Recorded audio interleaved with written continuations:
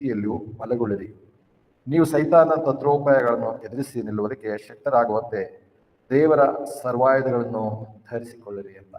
ನಾವು ಇಲ್ಲಿವರೆಗೂ ಈ ಒಂದು ಪತ್ರಿಕೆಯನ್ನು ನಾವು ಧ್ಯಾನ ಮಾಡುವ ಹಾಗೆ ಇಲ್ಲಿ 6ನೇ ಅಧ್ಯಾಯ 10ನೇ ವಚನದಿಂದ ಮುಂದೆ ಇರುವಂತಹ ವಿಷಯಗಳು ಕೂಡ ಅಷ್ಟೇ ಮಹತ್ವವುಳ್ಳಂಥದ್ದು, ವಿಶೇಷವುಳ್ಳಂಥದ್ದಾಗಿದೆ. ಅದಕ್ಕೆ ಈ ವಾಕ್ಯಗಳಿಗೂ ಕೂಡ ನಾವು ಆದಷ್ಟು ಸುಮಾರು 3-4 ವಾರಗಳನ್ನು ತೆಗೆದುಕೊಂಡು ಈ ವಾಕ್ಯ ಧ್ಯಾನ ಮಾಡೋಣ ಅನ್ಕೊಂಡಿದ್ದೇವೆ. ಅದಕ್ಕೆ ನಾವು ನೋಡುವಾಗ ಇದನ್ನು ಮೊದಲನೇ ಸಂಗತಿನ ನಾವು ಕಳೆದ ವಾರ ನಾವು ನೋಡಿದ್ದೇವೆ, ನಿಂತುಕೊಳ್ಳೋದ್ರ ಬಗ್ಗೆ. ಅದನ್ನು ನಾವು ನೋಡುವಾಗ ಇನ್ನೊಂದು ವಾಚ್ಮೆನ್ ಏನು ಅಂತ ದೇವರ ಸೇವಕರ ಬಗ್ಗೆ ನಾವು ನೆನಪು ಮಾಡ್ಕೊಳ್ತೇವೆ. ಆತನು ಮಾಡಿರುವಂತಹ ಬೋಧನೆ ಪುಸ್ತಕ ರೂಪದಲ್ಲಿ ಇಂದು ನಮಗೆ ಸಿಗ್ತದೆ. ಅದರಲ್ಲಿ ಆತನು ಮಾಡಿರುವಂತ ಏನಂದ್ರೆ, ಮೊದಲನೇದಾಗಿ ನೋಡುವಾಗ ಆತನು ಸಿಟ್, ವಾಕ್, ಸ್ಟ್ಯಾಂಡ್ ಎಂಬುದಾಗಿ ಎಫೆಸ ಪತ್ರಿಕೆ ಮೇಲೆ ಬೋಧನೆ ಮಾಡುವಂಥದ್ದು. ಬಹಳ ಏನಂದ್ರೆ, ದೇವರು ಆತನನ್ನು ಉಪಯೋಗಿಸಿ ಅನೇಕರಿಗೆ ಆತ್ಮಿಕ ಪ್ರಯೋಜನವಾಗುತ್ತೆ. ಅನೇಕರು ಕರ್ತನ ಬಳಿಗೆ ಬರುವಂತೆ, ಕರ್ತನಲ್ಲಿ ನಿಂತುಕೊಳ್ಳುವಂತೆ, ನಂಬಿಕೆಯಲ್ಲಿ ಬಲ ಹೊಂದಿ ಸೇವೆಯಲ್ಲಿ ಮುಂದುವರಿಯೋದಕ್ಕೆ ಆತನ ದೇವರು ಉಪಯೋಗಿಸಿದ್ದಾನೆ. ಆತನ ಬೋಧನೆ ಸಹ ಉಪಯೋಗ ಆಗಿರುವಂಥದ್ದು ಮತ್ತು ನನಗೂ ಕೂಡ ಅದು ಆತನ ಬೋಧನೆಯ ಪುಸ್ತಕ ಉಪಯೋಗವಾಗಿದೆ ಎಂಬುದಾಗಿ ಒಪ್ಕೊಳ್ತೇನೆ. ಅದಕ್ಕೆ ಬರುವ ಹಾಗೆ ನಾವು ನೋಡುವಾಗ 10-11ನೇ ವಚನಕ್ಕೆ ಬರುವಾಗ ನಿಂತುಕೊಳ್ಳುವುದರ ಬಗ್ಗೆ ಹೇಳುವಂತೆ ಅದನ್ನು ನೋಡುವಾಗ ನಾವು ಕಳೆದ ವಾರದಲ್ಲಿ ಸಂಕ್ಷಿಪ್ತವಾಗಿ ನಾವು ನೋಡಿದ್ದೇವೆ. ನಿಂತುಕೊಳ್ಳುವಂತ ನೋಡುವಾಗ ಒಂದು ರೀತಿ ಲೈಟರ್ ಇದರಲ್ಲಿ ಅಥವಾ ಹಗುರವಾಗಿ ನಾವು ನೋಡುವಾಗ ಅಂದ್ರೆ ನಾವು ನಿಂತ್ಕೊಳ್ಳೋದ್ರೆ ಇಷ್ಟೆಲ್ಲ ನಾವು ಕರ್ತನಲ್ಲಿ ಕೂತ್ಕೊಂಡಿದ್ದೇವೆ ಮತ್ತು ಕ್ರಿಸ್ತನಲ್ಲಿ ಅಥವಾ ಪರಿಶುದ್ಧಾತ್ಮಕ ಅನುಸಾರವಾಗಿ ನಡೆದುಕೊಳ್ಬೇಕಾಗಿದೆ. ಆದರೆ ಕ್ರಿಸ್ತಿಯ ನಡೆ ನಮ್ಮ ಸ್ವಂತ ಶಕ್ತಿಯಿಂದ ಸಾಧ್ಯವಿಲ್ಲ. ಪವಿತ್ರಾತ್ಮ ಭರಿತನಾಗಿ ಪವಿತ್ರಾತ್ಮನಿಂದಲೇ ಪವಿತ್ರಾತ್ಮದ ಅನುಗುಣವಾಗಿ ನಾವು ನಡೆಯಬೇಕಾಗಿದೆ ಅನ್ನೋದು ನಾವು ನೋಡಿದ್ದೇವೆ. ಎಲ್ಲ ನಡೆದ ಮೇಲೆ ನಮ್ಮ ನಿಲುವು ಅಂದ್ರೆ ಇದು ಅದೇ ಮುಖ್ಯವಾಗಿ ಅಲ್ಲ, ಅಂದ್ರೆ ಒಂದು ರೀತಿ ಹಗುರವಾಗಿ ನಾವು ನೋಡುವಾಗ ನಮ್ಮ ನಿಲುವು ಏನಾಗಿದೆ. ಯಾಕಂದ್ರೆ ನಾವು ಅನೇಕ ವಿಷಯಗಳು ನಾವು ನಂಬಿದ್ದೇವೆ, ನಾವು ನಡೀತಿದ್ದೇವೆ, ಎಲ್ಲ ಮಾಡ್ತೇವೆ. ಮತ್ತು ಅಷ್ಟೇ ಅಲ್ಲ, ಕೊನೆಯದಾಗಿ ನೋಡುವ ಪ್ರಕಾರ ನಮ್ಮ ಒಂದು ಕ್ರಿಸ್ತಿಯ ನಡೆ ಅಥವಾ ಕ್ರಿಸ್ತಿಯ ಒಂದು ಬೋಧನೆ ಲೋಕದ ವಿಷಯಕ್ಕೆ ವಿರುದ್ಧವಾಗಿರುತ್ತಿರುವಾಗ ಇಲ್ಲಿ ಕೊನೆಯದಾಗಿ ನಿಂತ್ಕೊಳ್ಳೋದು ಬಂದಾಗ ನಾವು ಪ್ರತಿಯೊಂದು ವಿಷಯದಲ್ಲಿ ನಮ್ಮ ನಿಲುವು ಏನಾಗಿದೆ ಅಂದ್ರೆ ನಾವು ಆ ಒಂದು ವಿಷಯಕ್ಕೆ ಬಂದಾಗ ನೆಕ್ಸ್ಟ್ ಸಾರಿ ನಾವು ಜಾರಿ ಕೊಡ್ತೇವೆ. ಓಕೆ, ಇಂಥ ವಿಷಯದಲ್ಲಿ ನಮ್ಮ ನಿಲುವು ಏನಾಗಿದೆ, ನಾವು ನೆಕ್ಸ್ಟ್ ಸಾರಿ ಅದು ಪರವಾಗಿಲ್ಲ, ಎರಡು ನೀವು ಸರಿಯಾಗಿದ್ದಾರೆ, ನಾವು ಸರಿಯಾಗಿದ್ದೇವೆ, ಅದರಲ್ಲೇನು ಪರವಾಗಿಲ್ಲ ಅಂತ ಬರುತ್ತೆ. ಆದರೆ ಹಾಗಲ್ಲ. ನೆಕ್ಸ್ಟ್ ಸಾರಿ ಏನಂತಾರೆ, ರೋಮ 14 ಮತ್ತು ಬೇರೆ ಬೇರೆ ಕಡೆ ನೋಡುವಾಗ ರೋಮ 14 ನೋಡಿದ್ದೇವೆ ಕಳೆದ 3-4 ವಾರಗಳ ಹಿಂದೆ. ಸಂಶಯ ಪಟ್ಟು ತಿನ್ನುವುದು ಕೂಡ ಆ ಪಾಪವೇ ಅಂತ ಹೇಳಿ ನಾವು ತಿಂತೇವೆ. ಆದ್ರೆ ತಿನ್ನುವಾಗ್ಲೂ ಅದ್ರ ಬಗ್ಗೆ ಸಂಶಯ ಅಥವಾ ಅದರಿಂದ ಏನಾಗುತ್ತೋ, ಇದರಿಂದ ಅದಾಗುತ್ತೋ, ಇದಾಗುತ್ತೋ, ಅಥವಾ ಅದಕ್ಕೆ ಅಲ್ಲಿ ಆ ಸಮಯಕ್ಕೆ ನೋಡುವಾಗ ನಾವು ಯಹೂದ್ಯರು ನಾವು ತಿನ್ಬೇಕು ತಿನ್ನಬಾರ್ದು ಅನ್ನೋಂಥದ್ದು. ಮತ್ತು ಇನ್ನೊಂದು ನೋಡುವಾಗ ಇದು ಒಂದು ವೇಳೆ ನೈವೇದ್ಯ ಅರ್ಪಿಸುತ್ತ ತಿನ್ಬೇಕು ತಿನ್ಬೇಡೋ, ಇಂಥ ಅನೇಕ ಪ್ರಶ್ನೆಗಳಿರುವಾಗ ಅಲ್ಲಿ ಕೊನೆಗೆ ಬರ್ತದೆ ದೇವರು ಉಂಟು ಮಾಡಿರ್ತದೆ ಎಲ್ಲವೂ ಒಳ್ಳೇದೇ. ದೇವರಿಗೆ ಆಶ್ವಾಸದ ಪ್ರಾರ್ಥನೆ ಮಾಡಿ ಅದರಲ್ಲಿ ನಂಬಿಕೆಟ್ಟು ಸೇರಿಸಿ ಒಂದು ವೇಳೆ ಅದರಲ್ಲಿ ಸಂಶಯ ಪಟ್ಟರೆ ಅದು ಕೂಡ ಪಾಪ. ಅದಕ್ಕೆ ಬರೀ ತಿನ್ನ ವಿಷಯಕ್ಕೆ ನಾವು ಅಂತ ವಿಷಯಕ್ಕೆ ಒಂದು ನಿಲುವು ಅಂತ ಹೇಳಿ ನೋಡುವಾಗ ನಂಬಿಕೆ ಅನೇಕ ವಿಷಯಗಳು ಬರುವಾಗ ನಾವು ಹೌದು ನಾವು ಹೀಗೆ ನಂಬ್ತೇವೆ, ಅದು ನಮ್ಮ ನಿಲುವು. ಆ ನಿಲುವೇ ನಮ್ಮನ್ನು ಅನೇಕ ತಪ್ಪು ಬೋಧನೆಗಳಿಂದ ಸೈತಾನ ವಿರೋಧದಿಂದ ಎದುರಿಸುವಂತಾಗಿದೆ. ಎಲ್ಲ ನೋಡುವಾಗ ನಿಂತುಕೊಳ್ಳೋದು ಕೊನೆಗೆ ನೋಡುವಾಗ ನೀವು ಏನಂತಾರೆ ಇವಾಗ ನೀವು ಹೋರಾಟ ಮಾಡ್ರಿ. ಇಲ್ಲ ನೋಡುವಾಗ ಅಂತ ಹೇಳ್ತಾರೆ ಹೋರಾಟ ಮಾಡೋದ್ರ ಬಗ್ಗೆ 10ನೇ ವರ್ಷದ ಮುಂದೆ ನೋಡುವಾಗ ಹೋರಾಟದ ಬಗ್ಗೆ ಹೇಳುವಾಗ ಹೋರಾಟದಲ್ಲಿ ತಕ್ಷಣಾತ್ಮ ಹೇಳ್ತಾನೆ ನಿಂತುಕೊಳ್ಳೋದು ಅಂತೇಳಿ. ಹೋರಾಟ ಮಾಡ್ಬೇಕಾದ್ರೆ ಇದರಲ್ಲಿ ನಾವು ಓಡ್ಬೇಕು, ಜಿಗಿಬೇಕು, ಅಥವಾ ಅದು ಮಾಡ್ಬೇಕು, ಇದು ಮಾಡ್ಬೇಕಾದ್ರೆ ಇಲ್ಲಿ ನಿಂತ್ಕೊಳ್ಳೋದು ಏನಂದ್ರೆ ಇಲ್ಲ ನೋಡ್ತೇವೆ, ಈ ನಮ್ಮ ಹೋರಾಟ ಗೆಲ್ಲುವುದಕ್ಕೋಸ್ಕರ ಹೋರಾಟ ಅಲ್ಲ. ಕ್ರಿಸ್ತನಲ್ಲಿ ನಾವು ಗೆದ್ದಿದ್ದೇವೆ, ಅಂದ್ರೆ ನಿಂತಿರುವಂತ ಸ್ಥಳದಲ್ಲಿ ನಾವು ಭದ್ರವಾಗಿ ನೆಲೆಯೂರಿ ಅದನ್ನು ಆ ಒಂದು ಸ್ಥಳ, ಆ ಒಂದು ನಂಬಿಕೆ, ಆ ಒಂದು ವಿಷಯ ಸೈತಾನನು ಆಕ್ರಮಿಸಿದಂತೆ ತಡೆಯುವುದಕ್ಕೋಸ್ಕರ ನಿಲ್ಲುವಂತದ್ದಾಗಿದೆ. ಒಂದು ವೇಳೆ ನಾವು ನಂಬಿರುವಂತ ವಿಷಯಗಳು ನಮಗೆ ಅಸ್ಪಷ್ಟತೆ ಇರುವಾಗ ನೋಡ್ತೇವೆ, ಪ್ರಾರಂಭದಲ್ಲಿ ಬರುವಾಗ ಮೊದಲಾಗಿ ನಾನು ರಕ್ಷಣೆ ಹೊಂದಿದ್ದೇನಾ, ಅದು ನನಗೆ ದೃಢವಾಗಿರುವುದು, ಅದು ನನ್ನ ನಿಲುವು. ನಾನು ರಕ್ಷಣೆ ಹೊಂದಿದ್ದೇನೆ ಅಂತ ಹೇಗೆ ಹೊಂದಿದ್ದೇನೆ? ಯೇಸು ಕ್ರಿಸ್ತನು ನನ್ನ ಪಾಪಗಳಿಗೋಸ್ಕರ 1 ಕೊರಿಂಥ 15ನೇ ಅಧ್ಯಾಯದಲ್ಲಿ ನೋಡೋ ಪ್ರಕಾರ ಬರಹಗಳ ಪ್ರಕಾರವೇ ಆತನ ಪಾಪಗಳಿಗೋಸ್ಕರ ಸತ್ತನು, ಉಣಲ್ಪಟ್ಟನು, ಮತ್ತು ಬರಹಗಳಿಗೋಸ್ಕರವೇ ಆತನ ಪಾಪಗಳಿಗೋಸ್ಕರ ಏನಂತಾರೆ ಅದರ ಮೇಲೆ ಜೀವನಿ ಸಂಪಾದಿಸಿ ಸತ್ತುಗಳಿಂದ ಎದ್ದು ಬಂದಿದ್ದಾನೆ. ಆತನಲ್ಲೇ ನಮಗೆ ರಕ್ಷಣೆ ಅಥವಾ ಬಿಡುಗಡೆ ಉಂಟು. ಅದಕ್ಕೆ ಅದೇ ಎಫೆಸ 2:8 ಪ್ರಕಾರ ನೋಡ್ತೇವೆ, ನಂಬಿಕೆ ಮೂಲಕ ನಾವು ಏನಂತಾರೆ ಎಫೆಸ 2ನೇ ಅಧ್ಯಾಯ ಯಾಕಂದ್ರೆ ಕೃಪೆಯಿಂದಲೇ ನಂಬಿಕೆ ಮೂಲಕ ನೀವು ರಕ್ಷಣೆ ಹೊಂದಿದ್ದೀರಿ. ಇದರಿಂದ ನಾವು ರಕ್ಷಣೆ ಹೊಂದಿದ್ದೇವೆ. ಹಾಗೆ ತಕ್ಷಣ ಅವೆಲ್ಲ ರಕ್ಷಣೆ ಹೊಂದಿದ್ದೇವೆ. ಆದರೂ ಮತ್ತೆ ಸ್ವಲ್ಪ ಅದಕ್ಕೆ ಪ್ಲಸ್ ಮಾಡಬೇಕು, ಅನೇಕರಿದ್ದಾರೆ. ಹಾಗೆ ಹೇಳಿದ ತಕ್ಷಣ ಅಷ್ಟಕ್ಕೆ ರಕ್ಷಣೆ ಆಗಲ್ಲ. ಆದ್ರೆ ಹೀಗೆ ನಡ್ಕೊಳ್ಬೇಕು, ಇದು ಮಾಡಬೇಕು. ಮತ್ತೆ ಅದಕ್ಕೆ ನಾವು ಧರ್ಮಶಾಸ್ತ್ರವಾಗಲಿ ಕ್ರಿಯೆಗಳಾಗಲಿ ಇನ್ಯಾವುದನ್ನು ಸೇರಿಸುವಾಗ ನಾವು ದೇವರ ಕೃಪೆಯನ್ನು ಅಲ್ಲಗಳೆಯುವಂತಾಗಿದೆ. ಅಂದ್ರೆ ಆ ವಿಷಯದಲ್ಲಿ ನಮ್ಮ ನಿಲುವು ದೃಢವಾಗಿರ್ಬೇಕು. ಆ ಒಂದು ನಡೆ ಅಂತ ಹೇಳಿ ಬರುವಾಗ ಇಲ್ಲಿ ನಿಲುವು ಅಂತ ಹೇಳಿ ಬರುವಾಗ ಕೊನೆಗೆ ನಾವು ಇಂಥ ವಿಷಯಗಳಲ್ಲಿ ನಮ್ಮ ನಿಲುವೇನಾಗಿದೆ.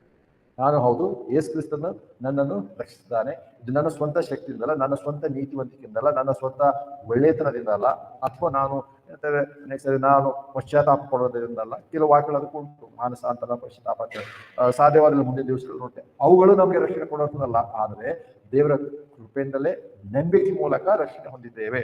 ಮತ್ತು ಅದರ ನಂತರ ಇನ್ನೊಂದು ಸ್ಪಷ್ಟತೆ ನಮ್ಗೆ ಬರುತ್ತೆ, ನಾವು ರಕ್ಷಣೆ ಹೊಂದಿರುವಂಥದ್ದು ನಿರಂತರವಾಗಿದೆ, ಶಾಶ್ವತವಾಗಿ ನಾವು ರಕ್ಷಣೆ ಹೊಂದಿದ್ದೇವೋ ಅಥವಾ ಕಳೆದು ಹೋಗುತ್ತೋ. ಅನೇಕರಿಗೆ ಆ ಡೌಟ್ ಕೂಡ ಉಂಟಂದ್ರೆ ಅವ್ರು ನಿಂತ್ಕೊಂಡಿಲ್ಲ, ರಕ್ಷಣೆಯಲ್ಲಿ ನಿಂತ್ಕೊಂಡಿಲ್ಲ. ಯಾಕಂದ್ರೆ ಅವರು ರಕ್ಷಣೆ ಹೊಂದಿದ್ದೇವೆ ಅಂದ್ರೆ ಕಳೆದು ಹೋಗುತ್ತೇನೋ, ಓ ಈ ತರ ನಡ್ಕೊಂಡ ತಕ್ಷಣ ಕಳೆದು ಹೋಗ್ತೇನೋ, ಈ ತರ ಮಾಡಿದ ತಕ್ಷಣ ನಾನು ತಿರುಗಿ ಏನಂತಾರೆ ಪಾಪಕ್ಕೆ ಸಿಗ್ತಿದೆ, ದೇವರ ಶಾಪಕ್ಕೆ ಶಿಕ್ಷೆಗೆ ಗುರಿಯಾಗ್ತೇನೋ. ಹೌದು, ನಾನು ಕೂಡ ಕಲಿತಿದ್ದೆ. ಏನಂದ್ರೆ ಅನೇಕ ಸಾರಿ ದಾವೀದನ ಬಗ್ಗೆ ಅನೇಕರು ಹೇಳ್ತಾರೆ, 51ನೇ ಕೀರ್ತನೆಯಲ್ಲಿ ಪ್ರಾರ್ಥನೆ ಮಾಡಿರ್ತದ್ದು, ನಿನ್ನ ಆತ್ಮನನ್ನು ನನ್ನನ್ನು ನನ್ನಿಂದ ತೆಗೆದು ಕೊಡಬೇಡ ಅಂತ ಹೇಳಿ. ಆದ್ರೆ ಅಂದ್ರೆ ಅಲ್ಲಿ ಅವ್ನು ಪಾಪ ಮಾಡಿದಾಗ ದೇವರ ಆತ್ಮನ ತೆಗೆದುಬಿಟ್ನು. ಮತ್ತು ಹಳೆ ಒಡಂಬಡಿಕೆಯಲ್ಲಿ ಅದೇ ಸ್ಥಿತಿ ಇತ್ತು, ಹಾಗೆ ಇತ್ತು. ಅದಕ್ಕೆ ಆತನ ಅವಾಗ ನಿನ್ನ ಆತ್ಮನ ತೆಗೆದುಕೊಡಬೇಡ ಅಂತ ಹೇಳಿ ಪ್ರಾರ್ಥನೆ ಮಾಡ್ತಿದ್ದ. ಆದ್ರೆ ದಾವೀದನ ಪ್ರಾರ್ಥನೆ ಆಧಾರ ಮಾಡ್ಕೊಂಡು ಇವತ್ತು ನಾವು ಪ್ರಾರ್ಥನೆ ಮಾಡಬೇಕಾಗಿಲ್ಲ. ದಾವೀದನ ಪ್ರಾರ್ಥನೆ ಆಧಾರ ಮಾಡಿಕೊಂಡು ಆ ಒಂದು ಗಿಲ್ಟಿ ಫೀಲಿಂಗ್ ಅಲ್ಲಿ ನಾವು ಇರಬೇಕಾಗಿಲ್ಲ. ನಮ್ಮ ನಿಲುವೇನಾಗಿದೆ ಮತ್ತು ಪವಿತ್ರಾತ್ಮನಿಗೆ ನೋವುಂಟು ಮಾಡಬೇಡ್ರಿ. ಈ ಒಂದು ಹೊಸ ಬೋಧನೆಗೆ ನಾವು ನಡೆಸಿದ್ದಾರೆ. ಅಂದ್ರೆ ಹಳೆ ಒಡಂಬಡಿಕೆ ನೋವು ಉಂಟು ಮಾಡುವಂತ ಅವಕಾಶನೇ ಇರಲ್ಲ. ನೋವು ಅಂದ ತಕ್ಷಣ ಪವಿತ್ರಾತ್ಮ ಬಿಟ್ಟು ಹೋಗ್ತಿಲ್ಲ. ಆದ್ರೆ ಹೊಸ ಒಡಂಬಡಿಕೆ ಬಂದಾಗ ನೋವು ಉಂಟು ಮಾಡಬೇಡ್ರಿ, ಆತ ಶಾಶ್ವತವಾಗಿ ನಿಮ್ಮೊಂದಿಗೆ ಇದ್ದಾನೆ. ಎಫೆಸ 1:13-14 ಪ್ರಕಾರ ಆತನನ್ನು ನಿಮ್ಮನ್ನು ಏನಂತಾರೆ ನಿಮ್ಮ ದೇಹವನ್ನು ಆತನ ಆಲಯವನ್ನಾಗಿ ಮಾಡ್ಕೊಂಡಿದ್ದಾನೆ. ಆತನು ನಿಮ್ಮ ಮೇಲೆ ದೇವರ ಮುದ್ರೆಯನ್ನು ಆತನು ಹಾಕಿದ್ದಾನೆ ಮತ್ತು ನಿಮ್ಮನ್ನು ದೇವರಿಗೆ ಒಪ್ಪಿಸಿಕೊಡುವವರೆಗೂ ಆತನ ಸಂಚಿಕಾರನಾಗಿ ಕಾಯ್ತಾ ಇದ್ದಾನೆ. ಅದು ನಮ್ಮ ನಿಲುವು. ಅದಿಲ್ಲೇ ಹೋದ್ರೆ ಹೌದು ರಕ್ಷಣೆ ಹೋಗುತ್ತೆ ಅನ್ನೋ ಕಳೆದು ಹೋಗುತ್ತೆ ಅಂದ್ರೆ ಕೊನೆಗೆ ಅದು ಹೇಗೆ ಪಡ್ಕೋಬೇಕು, ಹೇಗೆ ಕಾಪಾಡ್ಕೊಳ್ಬೇಕು ಅನ್ನೋದು ಅದು ನಿಲುವು. ಇಂಥ ನಿಲುವುಗಳಲ್ಲಿ ನಮ್ಗೆ ಸ್ಪಷ್ಟತೆ ಹೋದ್ರೆ ನಾವು ಹೋರಾಟ ಮಾಡೋದು ಸಾಧ್ಯವಿಲ್ಲ.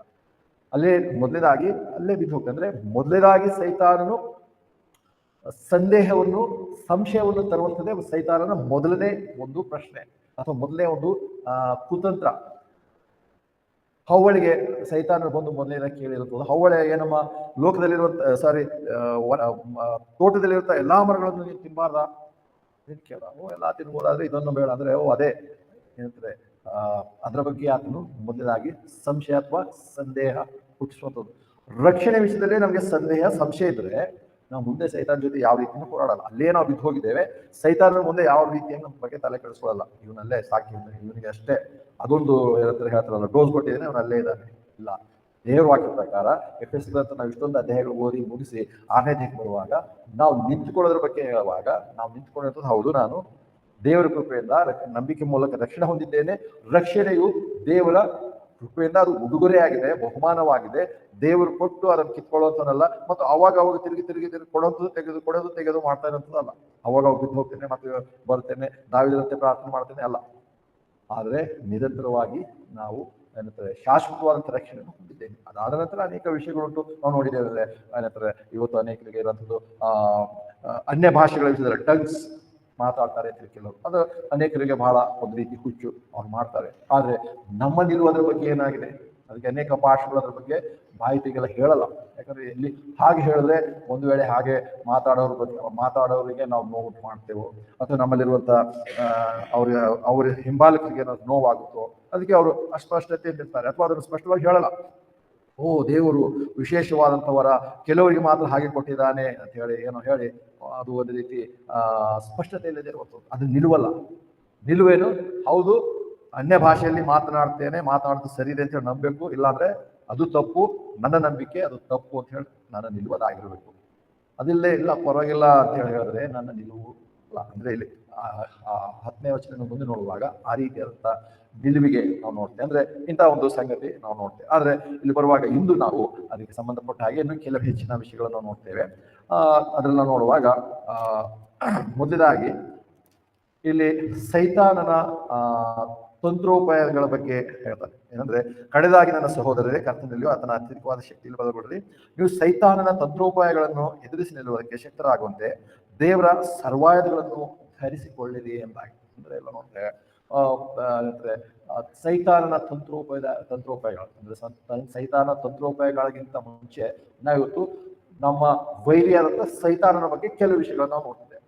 ನಮ್ಮ ವೈರಿ ಮೊದಲಾಗಿ ನೋಡ್ತೇವೆ, ಸೈತಾನ ನಮ್ಮ ವೈರಿ ಅದು ಅನೇಕರಿಗೆ ಗೊತ್ತಿಲ್ಲ. ಮೊದಲನೇದಾಗಿ ಇಲ್ಲಿ ನೋಡುವ ಪ್ರಕಾರ ನಮಗೆ ಮೊದಲನೇದಾಗಿ ಬರುವುದು ಸೈತಾನ ನಮ್ಮ ವೈರಿ ಮೊದಲನೇದಾಗಿ ನಮ್ಗೆ ಗೊತ್ತಾಗಬೇಕು. ಮತ್ತು ನಮ್ಮ ವೈರಿಯ ಬಗ್ಗೆ ನಮಗೆ ಯಾವ ರೀತಿಯಾದಂಥ ಮಾಹಿತಿ ಇದೆ, ಆ ಮಾಹಿತಿ ನಮ್ಮ ಅನುಭವದಿಂದಲ್ಲ ಅಥವಾ ಇನ್ನೆಲ್ಲಿಂದ ಆ ಪುಸ್ತಕಗಳಿಂದ ಓದಿರೋದಲ್ಲ. ಬೈಬಲ್ನಲ್ಲಿ ಆ ಒಂದು ನಮ್ಮ ವೈರಿ ಬಗ್ಗೆ ದೇವರು ಏನನ್ನು ಮಾಹಿತಿ ಕೊಟ್ಟಿದೆ. ವೈರಿ ಬಗ್ಗೆ ಮಾಹಿತಿ ಇಲ್ಲದೆ ಹೋದ್ರೆ ನಾವು ಹೋರಾಟ ಮಾಡಲು ಅಸಾಧ್ಯ. ಅಂದ್ರೆ ಮಾಡಕ್ಕೆ ನಮ್ಗೆ ಏನೇ ಗೊತ್ತಿಲ್ಲ. ಅದಕ್ಕೆ ಅವ್ರು ಸರಿ ಆಗ್ತೇವೆ ಅಂದ್ರೆ ಒಂದು ಅಂದ್ರೆ ಹಿಂದಿನ ಕಾಲದಲ್ಲಿ ಯುದ್ಧಗಳು ಅನೇಕ ಆಗ್ತಾ ಇರ್ತವೆ. ಇತ್ತೀಚಿನ ದಿನಗಳು ನೋಡುವಾಗ ಹಿಟ್ಲರ್ ಅನ್ನುವಂಥ ಒಬ್ಬ ಏನಂತಾರೆ ನಿರುದ್ಕೃಷ್ಟ ಪ್ರಬಂಧ, ಆತನು ಎಲ್ಲಾ ಪ್ರಪಂಚದ ಎಲ್ಲಾ ದೇಶಗಳನ್ನು ಆತನು ವಶಪಡಿಸಿಕೊಳ್ತಾ ಬಂದಿರುವಾಗ ಏನಾಯ್ತು ಅಂದ್ರೆ ಆತನು ಮೊದಲಾಗಿ ಆತನು ಏನಂದ್ರೆ ಬಾಂಬ್ ಅಥವಾ ಟ್ಯಾಂಕ್ಗಳು ತಕೊಂಡು ಶುರು ಮಾಡಿದ. ಬೇರೆಯವರು ಕಲ್ಲಿನಿಂದ ಬಿಲ್ಲುಗಳಿಂದ ಏನೋ ಎದುರಿಸಿದ್ರೆ ಅದು ಅಸಾಧ್ಯವಾಗಿತ್ತು. ಯಾಕಂದ್ರೆ ಇದು ಗೊತ್ತಿತ್ತು ಅವನ ವೈರಿಗಳ ಹತ್ರ ಏನಿವೆ ಮತ್ತು ಅವರನ್ನು ಹೇಗೆ ಸದೆಬಡಿಬಹುದು. ಅನೇಕರಿಗೆ ಆತನನ್ನು ಹೇಗೆ ಎದುರಿಸುತ್ತೋ ಆತನ ಬಗ್ಗೆ ಮಾಹಿತಿನೇ ಇರಲಿಲ್ಲ. ಮತ್ತೆ ಅನೇಕ ಸಾರಿ ಹಿಟ್ಲರ್ ಬಗ್ಗೆ ಹೇಳ್ತಾರೆ, ನಮ್ಗೇನಾಗಿಲ್ವಲ್ಲ ಅಂತ ಹೇಳಿ ಸುಮ್ಮನೆ ಕಾಯ್ಕೊಟ್ಟು, ಅಂದ್ರೆ ನಮ್ಗಾಗೋರ್ಗು ಏನು ಪ್ರಾಬ್ಲಮ್ ಬೇಡ ಅಂತ ಕೂತ್ಕೊಂಡ್ರು. ಆದ್ರೆ ಒಂದ್ ದಿವಸ ಅಂದ್ರೆ ಬೇರೆಯವರಿಗೆ ತೊಂದರೆ ಆಗುವಾಗ ಇವರು ಎದ್ದು ನಿಂತ್ಕೊಳ್ಳಿಲ್ಲ, ನಮ್ಗೇನಾಗಿಲ್ವಲ್ಲ ಇನ್ನೂ ಅಂತ ಹೇಳಿ ಕಾಯ್ಕೊಂಡು ಕೂತ್ಕೊಂಡ್ರು. ಅದ್ರ ಕೊನೆಗೆ ಅವರಿಗೂ ಅದೇ ಸ್ಥಿತಿ ಬಂತು ಅಂತ ಹೇಳಿ ನೋಡ್ತೇವೆ. ಅಂದ್ರೆ ಎಲ್ಲೋ ನೋಡುವಾಗ ವೈರಿಯ ಬಗ್ಗೆ ಮಾಹಿತಿ ಇಲ್ಲ. ನೋಡ್ತೇವೆ ನಾವು ನೋಡ್ತೇವೆ ನಮ್ಮ ದೇಶದಲ್ಲಿ ಕೂಡ ಸ್ಪೆಷಲ್ ಫೋರ್ಸ್ ಅಂತ ಹೇಳಿ ನೋಡ್ತೇವೆ ಮಿಲಿಟರಿಯಲ್ಲಿ. ಯಾಕಂದ್ರೆ ಇವತ್ತು ಇಲ್ಲಿಂದ ಸೈತಾನ ತಂತ್ರೋಪಾಯಗಳನ್ನು ಎದುರಿಸುವುದಕ್ಕೆ ಸರ್ವಾಯುಧಗಳನ್ನು ಧರಿಸಿದೆ ಅಂತ ಹೇಳುವಾಗ ನಾವು ನೋಡ್ತೇವೆ ಇಲ್ಲಿ ಸೈತಾನನ ತಂತ್ರೋಪಾಯಗಳನ್ನು ಎದುರಿಸುವುದಕ್ಕೆ ನಾವು ಸರ್ವಾಯುಧಗಳನ್ನು ಧರಿಸಬೇಕಂದ್ರೆ ಯುದ್ಧದ ಬಗ್ಗೆ ಹೇಳುವಾಗ ಇದನ್ನು ನೋಡ್ತೇವೆ. ಮೊದಲದಾಗಿ ನೋಡುವಾಗ ಸೈನಿಕರ ನೆನಪು ನಮಗೆ ಬರುತ್ತೆ. ನಮ್ಮ ದೇಶದಲ್ಲೂ ಕೂಡ ಸ್ಪೆಷಲ್ ಫೋರ್ಸಸ್ ಅಂತ ಹೇಳ್ತಾರೆ. ಆದ್ರೆ ಹೆಚ್ಚಾಗಿ ನಮ್ಮೆಲ್ಲರಿಗೂ ಗೊತ್ತಿರುವಂಥದ್ದು ನೋಡ್ತೇವೆ ಸೀಲ್ ಅಂತ ಹೇಳಿ, ಅಮೆರಿಕದ ಸೀಲ್ ಅಂತ ಹೇಳಿ ಒಂದು ಪಡೆಯನ್ನು ನೋಡ್ತೇವೆ. ಅವರು ಅದಕ್ಕೆ ಆರಿಸಿಕೊಳ್ಳುವಂಥದ್ದು, ಅದಕ್ಕೆ ತರಬೇತಿ ಪಡೆಯುವಂಥದ್ದೇ ಬಹಳ ಕಠಿಣಕರವಾಗಿರುವಂಥದ್ದು, ಆಶ್ಚರ್ಯಕರವಾಗಿರುವಂಥದ್ದು ನೋಡ್ತೇವೆ. ಅವ್ರು ಎಂತೆಂಥ ಕಾರ್ಯಗಳನ್ನು ಮಾಡಿದ್ದಾರೆ. ಅದರ ಜೊತೆಯಲ್ಲಿಯೇ ನಾವು ನೋಡ್ತೇವೆ ಸರಿ ಮೊಸಾಡ್ ಅಂತ ಹೇಳಿ ಇಸ್ರೇಲ್ನ ಒಂದು ಸೈನಿಕ ಪಡೆ ಕೂಡ ನಾವು ನೋಡ್ತೇವೆ. ಅವರೆಲ್ಲರೂ ನಾವು ನೋಡ್ತೇವೆ ಮೊದಲು ವೈರಿಗಳ ಮಾಹಿತಿಯನ್ನು ಸ್ಪಷ್ಟವಾಗಿ ಪಡೆದು ಅವರ ಬಲಹೀನತೆಗಳನ್ನು ತಿಳಿದುಕೊಂಡು ಹೋಗಿ ಅವರು ಅಟ್ಯಾಕ್ ಮಾಡುವಾಗ ಅವರು ಏನಂತಾರೆ ಯಾವಾಗಲೂ 99.99% ಸರಾಸರಿ ಸಫಲತೆಯನ್ನೇ ಅನುಭವಿಸಿರುವಂತ ನೋಡ್ತೇವೆ. ಇಲ್ಲಿ ಕೂಡ ಅವರು ಸೋತು ವಾಪಸ್ ಬರಲಿಲ್ಲ. ಬಿನ್ ಲಾಡೆನ್ ಬಗ್ಗೆ ಕೂಡ ನೋಡ್ತೇವೆ. ಅನೇಕ ವರ್ಷಗಳಾದರೂ ಕೂಡ ನೋಡ್ತೇವೆ, ಈಗ ಮೊದಲೇ ಗೊತ್ತಿತ್ತು ಅಥವಾ ಅನೇಕ ವರ್ಷಕ್ಕಾದರೂ ಅಥವಾ ಅವರ ತಂತ್ರಗಾರಿಕೆ ಏನಿತ್ತು ಗೊತ್ತಿಲ್ಲ. ಆದರೆ ಅವನ ಇರುವಿಕೆ ಪ್ರತಿಯೊಂದು ಆತನ ಹೋಗುವಂಥದ್ದು ಬರುವಂಥದ್ದು, ಯಾರು ಬರ್ತಾರೆ ಏನ್ ಮಾಡ್ತಾರೆ ಪ್ರತಿಯೊಂದು ತಿಳಿದ ಮೇಲೆ, ವೈರಿಯ ಮಾಹಿತಿ ಪಡೆದ ಮೇಲೆ ಒಂದು ದಿವಸ ಆ ಒಂದು ಏನಂತಾರೆ ನಿಖರವಾದಂಥ ಅಥವಾ ತೀರ್ಮಾನ ಮಾಡಲ್ಪಟ್ಟಂಥ ದಿವಸ ಹೋಗಿ ಹೋರಾಟ ಮಾಡಿದ್ರು ಜಯವನ್ನು ವೈರಿಯ ಮಾಹಿತಿ ಇದೆಲ್ಲ ನೋಡುವಾಗ ಸೈತಾನನ ಬಗ್ಗೆ ಮಾಹಿತಿ, ಸೈತಾನನ ತಂತ್ರೋಪಾಯ ನೋಡೋದಕ್ಕಿಂತ ಇವತ್ತು ನೋಡ್ತೇವೆ ಸೈತಾನ ಬಗ್ಗೆ ನಮಗೆ ಮಾಹಿತಿ ಬೈಬಲ್ನಲ್ಲಿ ಇದೆ. ಮೊದಲೇ ನೋಡುವಾಗ ನೋಡ್ತೇವೆ ಸೈತಾನ ಅನ್ನುವಂಥದ್ದು ಸುಮಾರು 53 ಸಾರಿ ಬೈಬಲ್ನಲ್ಲಿ ಆ ಪದವನ್ನು ಉಪಯೋಗಿಸಿರುವಂತ ನೋಡ್ತೇವೆ. 32 ಸಾರಿ ಡೆವಿಲ್ ಅಥವಾ ಪಿಶಾಚನು ಅಥವಾ ಬೇರೆ ಬೇರೆ ರೀತಿಯಲ್ಲಿ ಅದಕ್ಕೆ ಸಮಾನವಾದಂಥ ಪದ ಉಪಯೋಗಿಸಿದೆ. ಲೂಸಿಫರ್ ಅಂತ ಹೇಳಿ 1 ಸಾರಿ ಉಪಯೋಗಿಸಿದೆ. ಅದು ಲೂಸಿಫರ್ ಕೂಡ ನೋಡ್ತೇವೆ ಬರೀ ಇಂಗ್ಲಿಷ್ನಲ್ಲಿ ಕಿಂಗ್ ಜೇಮ್ಸ್ ವರ್ಷನ್ ಅಲ್ಲಿ ಮಾತ್ರ ಉಪಯೋಗಿಸಿರುವಂಥದ್ದು. ಅದಕ್ಕೆ ಸಮಾನವಾದಂಥ ಪದ ಉದಯ ನಕ್ಷತ್ರ ಅಂತ ಹೇಳುವಂಥದ್ದು. ಮತ್ತು ಉದಯ ನಕ್ಷತ್ರ ಅಂತ ಹೇಳುವಾಗ ಅದು ಕರ್ತನಾದ ಯೇಸು ಕ್ರಿಸ್ತನಿಗೂ ಕೂಡ ಅದೇ ಪದವನ್ನು ಅದೇ ಒಂದು ತರ್ಜುಮೆ ಅದೇ ಪದದ ತರ್ಜುಮೆ ಆಗಿರುತ್ತೆ ನೋಡ್ತೇವೆ. ಅದಕ್ಕೆ ಒಂದು ವೇಳೆ ಉದಯ ನಕ್ಷತ್ರ ಅಂದ ತಕ್ಷಣ ಯಾರಿಗೆ ಕನ್ಫ್ಯೂಸ್ ಆಗಬಾರ್ದು ಅಂತ ಹೇಳಿ ಅಲ್ಲಿ ನೋಡ್ತೇವೆ ಲೂಸಿಫರ್ ಅಂತ ಪದ ಉಪಯೋಗಿಸಿರುವಂಥದ್ದು ಕೂಡ ಉಂಟು. ಅದ್ರ ಜೊತೆಯಲ್ಲಿ ಅನೇಕ ಸಾರಿ ಹೊಸ ಒಡಂಬಡಿಕೆಯಲ್ಲಿ ಹಳೆ ಒಡಂಬಡಿಕೆ ಬೆಲ್ಜೆಬೂಬ ಅಂತ ಹೇಳುವಂಥದ್ದು ನೋಡ್ತೇವೆ. ಸೈತಾನನಿಗೆ ಹೆಸರು ಉಂಟು. ಮತ್ತು ಅನೇಕ ನೋಡ್ತೇವೆ ಹೊಸ ಒಡಂಬಡಿಕೆ ಬರುವಾಗ ಪ್ರಿನ್ಸ್ ಆಫ್ ದಿಸ್ ವರ್ಲ್ಡ್, ಈ ಲೋಕದ ಒಂದು ಏನಂದ್ರೆ ಅಧಿಪತಿ ಅಥವಾ ಒಂದು ರೀತಿ ರಾಜಕುಮಾರ ಅಂತ ಹೇಳುವಂಥದ್ದು. ಗಾಡ್ ಆಫ್ ದಿಸ್ ಏಜ್ ಅಂತ ಹೇಳಿರುವಂಥದ್ದು. ಮತ್ತೆ ಯಾವಾಗಲೂ ಪ್ರಕಟಣೆಯಲ್ಲಿ ಹೆಚ್ಚಾಗಿ ನೋಡುವಾಗ ಓಲ್ಡ್ ಸರ್ಪೆಂಟ್, ಹಳೆಯ ಸರ್ಪ ಅಥವಾ ಮುಂದಿನ ಭಾಗ ನೋಡ್ತೇವೆ ಘಟ ಸರ್ಪ, ಡ್ರ್ಯಾಗನ್ ಅಂತ ಕರೆದಿರುವಂಥದ್ದು ಕೂಡ ಉಂಟು. ಮತ್ತು ಅಷ್ಟೇ ಅಲ್ಲ, ಕೊನೆಗೆ ಬರುವಾಗ ಏಂಜಲ್ ಆಫ್ ಲೈಟ್ ಅಂತ ಹೇಳಿ ಕೂಡ ಬೆಳಕಿನ ದೂತ ನೋಡ್ತೇವೆ. ಅಂದ್ರೆ ಇಷ್ಟೆಲ್ಲ ಪಾತ್ರವನ್ನು ಆತನು ಧರಿಸಿ ಅವುಗಳು ಜನರ ಹತ್ರ ಹಳೆದಾದ ಮೇಲೆ ಹಿಂದಿನ ಕಾಲಕ್ಕೆ ಅವನು ಒಂದು ರೀತಿ ಬೆಳಕಿನ ದೂತನಾಗಿ ಆತನು ಕಾಣಿಸ್ಕೊಂಡು ಬರ್ತಿದ್ದಾನೆ. ನಕಲಿ ಬೆಳಕಿನ ದೂತ. ಮತ್ತು ಅದನ್ನು ನೋಡಿದ್ರೆ ಪ್ರಕಟಣೆಯಲ್ಲಿ ನೋಡ್ತೇವೆ, ಆಂಟಿ ಕ್ರೈಸ್ಟ್ ಅಂತ ಹೇಳಿ ನೋಡುವಾಗ ಅದು ಕ್ರಿಸ್ತ ವಿರೋಧಿ ಅಂತ ಹೇಳೋಕ್ಕಿಂತ ನಕಲಿ ಕ್ರಿಸ್ತನು ಅನ್ನೋಂಥ ಅರ್ಥ ನೋಡ್ತೇವೆ. ನಕಲು ಮಾಡಿ ಜನರನ್ನು ಮೋಸಪಡಿಸುತ್ತೇವೆ. ಅದಷ್ಟೇ ಅಲ್ಲ, ಕೊನೆಗೆ ಬರುವಾಗ ನೋಡುವಾಗ ಅನೇಕ ಸಾರಿ ಆತನು ಯಾವುದೇ ಹೆಸರು ಇಲ್ಲದೆಯೂ ನಾಮಧೇಯವಾಗಿಯೂ ಸೈತಾನನು ಕಾಣಿಸ್ಕೊಂಡಿದ್ದಾನೆ. ಅದು ಮೊದಲನೇದಾಗಿ ನೋಡ್ತೇವೆ ಏದೇನ್ ತೋಟದೆಲ್ಲ ನೋಡ್ತೇವೆ. ಏದೇನ್ ತೋಟದಲ್ಲಿ ನೋಡ್ತೇವೆ ಸೈತಾನನು ಬಂದನು, ಸೈತಾನನು ಹೇಗಿದ್ದನು ವಿವರಿಸಿಲ್ಲ. ಅಲ್ಲಿ ಒಂದು ಸರ್ಪ ಇತ್ತು, ಸರ್ಪ ಬಹಳ ಕುಯುಕ್ತಿಯುಳ್ಳದಾಗಿತ್ತು. ಹಾಗೆ ಅದಕ್ಕೆ ಮುಂದೆ ಬರುವಾಗ ಪ್ರಕಟಣೆ ಓಲ್ಡ್ ಸರ್ಪೆಂಟ್ ಅಥವಾ ಹಳೆಯ ಘಟ ಸರ್ಪ ಅಂತ. ಅಂದ್ರೆ ಸೈತಾನು ಅದಕ್ಕೆ ನೋಡ್ತೇವೆ ಬೈಬಲ್ ನಾವೇನಂತೇವೆ ಪ್ರತಿ ಪದಗಳು ದೇವರು ಉಚ್ಚರಿಸುವಂತ ಪದಗಳೇ ಆಗಿವೆ ಮೂಲ ಭಾಷೆಯಲ್ಲಿ. ಮತ್ತಷ್ಟಲ್ಲ, ಇನ್ನೊಂದೇನಂತೆ ಅಂದ್ರೆ ದೇವರ ವಾಕ್ಯವು ಪ್ರಗತಿ ಪಥದಲ್ಲಿ ಏನಂತಾರೆ ಪ್ರಕಟಣೆ ಮಾಡಿ ಬರೆಸಲ್ಪಟ್ಟಿದೆ. ಪ್ರಗತಿ ಪಥದಲ್ಲಿ ಅಂದ್ರೆ ಪ್ರೋಗ್ರೆಸಿವ್ ಆಗಿ ಒಂದೇ ಸರಿಗೆ ದೇವರೆಲ್ಲವನ್ನು ತಿಳಿಸೋದಿಲ್ಲ.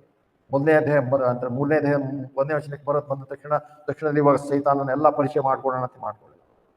ಕೇವಲ ಏನಂತಾರೆ ಅದನ್ನು ಏನಂತಾರೆ ಪ್ರಗತಿ ಪಥದಲ್ಲಿ ದೇವರು ಆಲೋಚಿಸಿ ಅದಕ್ಕೋಸ್ಕರವೇ ಏನಂತಾರೆ ಅಷ್ಟೊಂದು ವರ್ಷಗಳಾಯ್ತು, ಅಷ್ಟೊಂದು ಲೇಖಕರ ದೇವರು ಉಪಯೋಗಿಸಿದ. ಮತ್ತು ಅಷ್ಟೇ ಅಲ್ಲ, ಏನಂತಾರೆ ಅಷ್ಟೊಂದು ಪುಸ್ತಕಗಳನ್ನು ದೇವರು ನಮ್ಗೆ ಕೊಟ್ಟ. ಕೊನೆಗೆ ಬರುವಾಗ ನೋಡ್ತೇವೆ ಎಲ್ಲ ವಿಷಯಗಳು ಸ್ಪಷ್ಟವಾಗಿ ಇವತ್ತು ನಮಗೆ ಗೋಚರವಾಗಿರುವಂಥದ್ದು. ಅದಕ್ಕೆ ನಮ್ಗೆ ಬೈಬಲ್ ಅನ್ನೋದು ಪರಿಪೂರ್ಣವಾಗಿ ಬೇಕಾಗಿರುವಂಥದ್ದು. ಅದಕ್ಕೆ 1 ಕೊರಿಂಥ 13 ಮತ್ತು ಬೇರೆ ಬೇರೆ ಕಡೆ ನೋಡುವಾಗ ಅಲ್ಲಿ ನೋಡ್ತೇವೆ ಅಪೂರ್ಣವಾದಿದ್ದಾಗ ಅಪೂರ್ಣವಾಗಿ ಮಾಡಿದೆವಾದ್ರೆ ಪರಿಪೂರ್ಣವಾದದ್ದು ಬಂದಾಗ ಅಪೂರ್ಣವಾದಿಲ್ಲ ಅಂತ ಹೇಳುವಾಗ ಅನೇಕರು ಕರ್ತನಾದ ಯೇಸು ಕ್ರಿಸ್ತನು ಆತನ ಬರೋಣದ ಬಗ್ಗೆ ಕೆಲವರು ಹೇಳ್ತಾರೆ. ಆದರೆ ನಾವು ನೋಡ್ತೇವೆ ಏನಂದ್ರೆ ಬೈಬಲ್ ವಾಕ್ಯ ಪರಿಪೂರ್ಣವಾಗಿ ಬಂದಾಗ ಅಪೂರ್ಣವಾದಂತೆ ಎಲ್ಲ ಮುಗಿದೋಯ್ತು. ಅನ್ಯ ಭಾಷೆ ಮಾತಾಡೋದಾಗ್ಲಿ ಅಥವಾ ಬೇರೆ ಬೇರೆ ಸಂಗತಿಗಳು, ದರ್ಶನಗಳು, ವಾಣಿಗಳು, ಕನಸುಗಳು ಇಂಥವುಗಳೆಲ್ಲವೂ ನಿಂತು. ಯಾಕಂದ್ರೆ ಪರಿಪೂರ್ಣವಾಗಿ ಬಂದ ಮೇಲೆ ಇವು ದೇವ್ರ ವಾಕ್ಯ ಪರಿಪೂರ್ಣವಾಗಿ ಬಂದ ಮೇಲೆ ಮತ್ತೆ ದೇವರು ಇವತ್ತು ಬೈಬಲ್ ಪುಸ್ತಕದ ಹೊರತಾಗಿ ಇನ್ನೆಲ್ಲೂ ಮಾತನಾಡಲ್ಲ. ಹಾಗಾಗಿ ಬೇರೆ ಧರ್ಮಗ್ರಂಥಗಳಲ್ಲಿ ದೇವರ ವಾಕ್ಯ ಇದೆ, ದೇವರಲ್ಲಿ ಮಾತಾಡಿದ ನಂತರ ಇಲ್ಲ, ಅಥವಾ ಇವತ್ತೇ ದೇವ್ರು ನಮಗೆ ಮಾತಾಡ್ತಂತಿಲ್ಲ, ಅಥವಾ ಅನೇಕರು ಬೈಬಲ್ ಕಿವಿ ಹತ್ರ ಹೇಳ್ಕೊಂಡು ದೇವ್ರು ಹಿಂಗೆ ಹೇಳ್ತದೆ ಅಂತ ಹೇಳೋದು ಕೂಡ ಎಲ್ಲ ಸುಳ್ಳು. ದೇವರು ಮಾತಾಡಬೇಕಾಗಿರೋದು ಬೈಬಲಲ್ಲಿ ಬರೆದು ನಮಗೆ ಕೊಟ್ಟಿದ್ದಾರೆ, ಮುಗಿದೋಯ್ತು. ಹಾಗೆ ಯಾವಾಗಲೂ ಅಂತ ಹೇಳ್ತಾನೆ, ನೀವೇನೋ ಹುಡುಕ್ಬೇಕಾದ್ರೆ ಬೈಬಲಲ್ಲಿ ಹೋಗ್ಬಿಡುತ್ತೆ. ಪ್ರವಾದಿಗಳು ಏನ್ ಬರೆದಿರೋ ಅದನ್ನೇ ಓದಿರ್ತಾನೆ ತಿಳಿಸ್ತೀನಿ. ಅದನ್ನು ಮೋಶೆಯು ಆತನ ಪ್ರವಾದ ಗ್ರಂಥ ನಿಮ್ಮ ಹತ್ರ ಇದೆ, ಅವುಗಳನ್ನು ಓದಿ. ಹೊರತಾಗಿ ಮತ್ತೆ ನಾನು ನಿಮ್ಗೆ ಹೊಸದಾಗಿ ಏನು ಹೇಳ್ತೇನೆ ಅಂತ ಹೇಳಿ. ಆದರೆ ಹೇಗೂ ಇಬ್ರಿಯ ಪತ್ರಿಕೆ 1ನೇದಲ್ಲಿ ಬರುವಾಗ ಹೀಗೆ ದೇವರು ಬೇರೆ ಬೇರೆ ಸಮಯಗಳಲ್ಲಿ ನಾನಾ ವಿಧವಾಗಿ ಏನಂತಾರೆ ಪ್ರವಾದಿಗಳ ಮುಖಾಂತರ ಬೇರೆ ಬೇರೆ ಮುಖಾಂತರ ಮಾತನಾಡಿದ್ರೆ ಕೊನೆಗೆ ತನ್ನ ಕುಮಾರನ ಯೇಸು ಕ್ರಿಸ್ತನ ಮುಖಾಂತರ ಮಾತನಾಡಿದ್ದಾನೆ. ಕರ್ತನಾದ ಯೇಸು ಕ್ರಿಸ್ತನ ಮುಖಾಂತರ ಮಾತನಾಡಿದ್ದನ್ನೇ ಕರ್ತನಾದ ಯೇಸು ಕ್ರಿಸ್ತನು ವಾಗ್ದಾನ ಮಾಡಿದಂತೆ ನಾನು ಹೋಗಿ ನಿಮಗೆ ಬೇರೊಬ್ಬ ಸಹಾಯಕನನ್ನು ಕಳಿಸ್ಕೊಡ್ತೇನೆ. ಆತನು ಬಂದಾಗ ತಾನು ತನ್ನಷ್ಟಕ್ಕೆ ತಾನೇ ಮಾತನಾಡದೆ ನನ್ನಲ್ಲಿರುವಂಥವುಗಳನ್ನೇ ಆತನು ಮಾತನಾಡ್ತೇನೆ, ನನ್ನನ್ನೇ ಪ್ರಕಟಪಡಿಸ್ತಾನೆ ಅಂತ. ಹಾಗೆ ಪರಿಶುದ್ಧಾತ್ಮನು ಮತ್ತೆ ಕೊನೆಗೆ ನೋಡುವಾಗ ಆದಿಂದಲೂ ಅಂತವರೆಗೂ ಇದು ಪರಿಶುದ್ಧಾತ್ಮನ ವಾಕ್ಯಗಳಾಗಿದ್ದು ಆತನೇ ಪ್ರೇರೇಪಿಸಿ ಉಸಿರಿಸಿ ತನ್ನ ಸೇವಕರುಗಳ ಮೂಲಕ ಬರೆದು ಕೊಟ್ಟಿದ್ದಾರೆ. ಅದು ಪ್ರಕಟಣೆ ಗ್ರಂಥಕ್ಕೆ ಮುಗಿದೋಯ್ತು. ಹೀಗಿರುವಾಗ ಒಂದು ಪುಸ್ತಕ ದೇವರನ್ನು ಕೊಟ್ಟ ಮೇಲೆ ಅದರಲ್ಲಿ ಏನಂತಾರೆ ಅದರಿಂದ ಹೊರಗೆ ಇನ್ಯಾವ ದೇವರ ಪ್ರಕಟಣೆ ಬರೋದಕ್ಕೆ ಸಾಧ್ಯವೇ ಇಲ್ಲ. ಹೀಗಿರುವಾಗ ಸೈತಾನನು ಮೊದಲಾಗಿ ಯಾವುದೇ ಹೆಸರಿಲ್ಲದೆ ಆತನು ಕಾಣಿಸ್ಕೊಂಡನು ಅಂತ ನೋಡ್ತೇವೆ. ಹೀಗೆ ಬರುವಾಗ ಏನಂದ್ರೆ ಅನೇಕ ಸಾರಿ ಬಾರ್ನ್ ಅಗೇನ್ ಕ್ರಿಶ್ಚಿಯನ್ಸ್ ಅಂತ ಹೇಳಿ ಒಂದು ಪದ ಸುಮಾರು ವರ್ಷಗಳಿಂದ ಅದೊಂದು ಬಂದಿದೆ. ಕ್ರಿಶ್ಚಿಯನ್ಸ್ ಅಂದ್ರೇನು, ಬಾರ್ನ್ ಅಗೇನ್ ಅಂತ ಹೇಳ್ಬೋದು. ಹೇಗೋ ಒಂದು ಪದ ಎಷ್ಟು ಸರಿ ಇದೆ, ತಪ್ಪಿದೆ, ಮುಂದಿನ ದಿವಸಗಳನ್ನು ನೋಡ್ತೇವೆ. ಆದರೆ ಅಂತ ವಿಶ್ವಾಸಿಗಳಿಗೆ ಸರ್ವೆ ಮಾಡಲಾಯ್ತಂತೆ, ನೀವು ಸೈತಾನನ ಅಸ್ತಿತ್ವದ ಬಗ್ಗೆ ನಿಮ್ಗೆ ಎಷ್ಟು ನಂಬಿಕೆ ಇದೆ ಅಂತ ಹೇಳಿ. ಆದರೆ 48% ಸೈತಾನನ ಬಗ್ಗೆ ಅವರಿಗೆ ಅಷ್ಟೊಂದು ನಂಬಿಕೆ. ಅದು ನಿಜವಾಗ್ಲೂ ಸೈತಾನ ಇರ್ತಾನಂತಲ್ಲ, ಒಂದು ರೀತಿ ಉದಾಹರಣೆಯಾಗಿ ಅಥವಾ ಸಾಮ್ಯವಾಗಿ ಅಥವಾ ಇನ್ನೊಂದು ರೀತಿ ಹೇಳಿದ್ದಾನೆ ಅಂತ ಹೇಳಿ. ಅಂದ್ರೆ ಸೈತಾನನ ಇರುವಿಕೆ ಬಗ್ಗೆ ಅನೇಕರಿಗೆ ನಂಬಿಕೆ ಇಲ್ಲ ಸ್ಪಷ್ಟವಾಗಿ.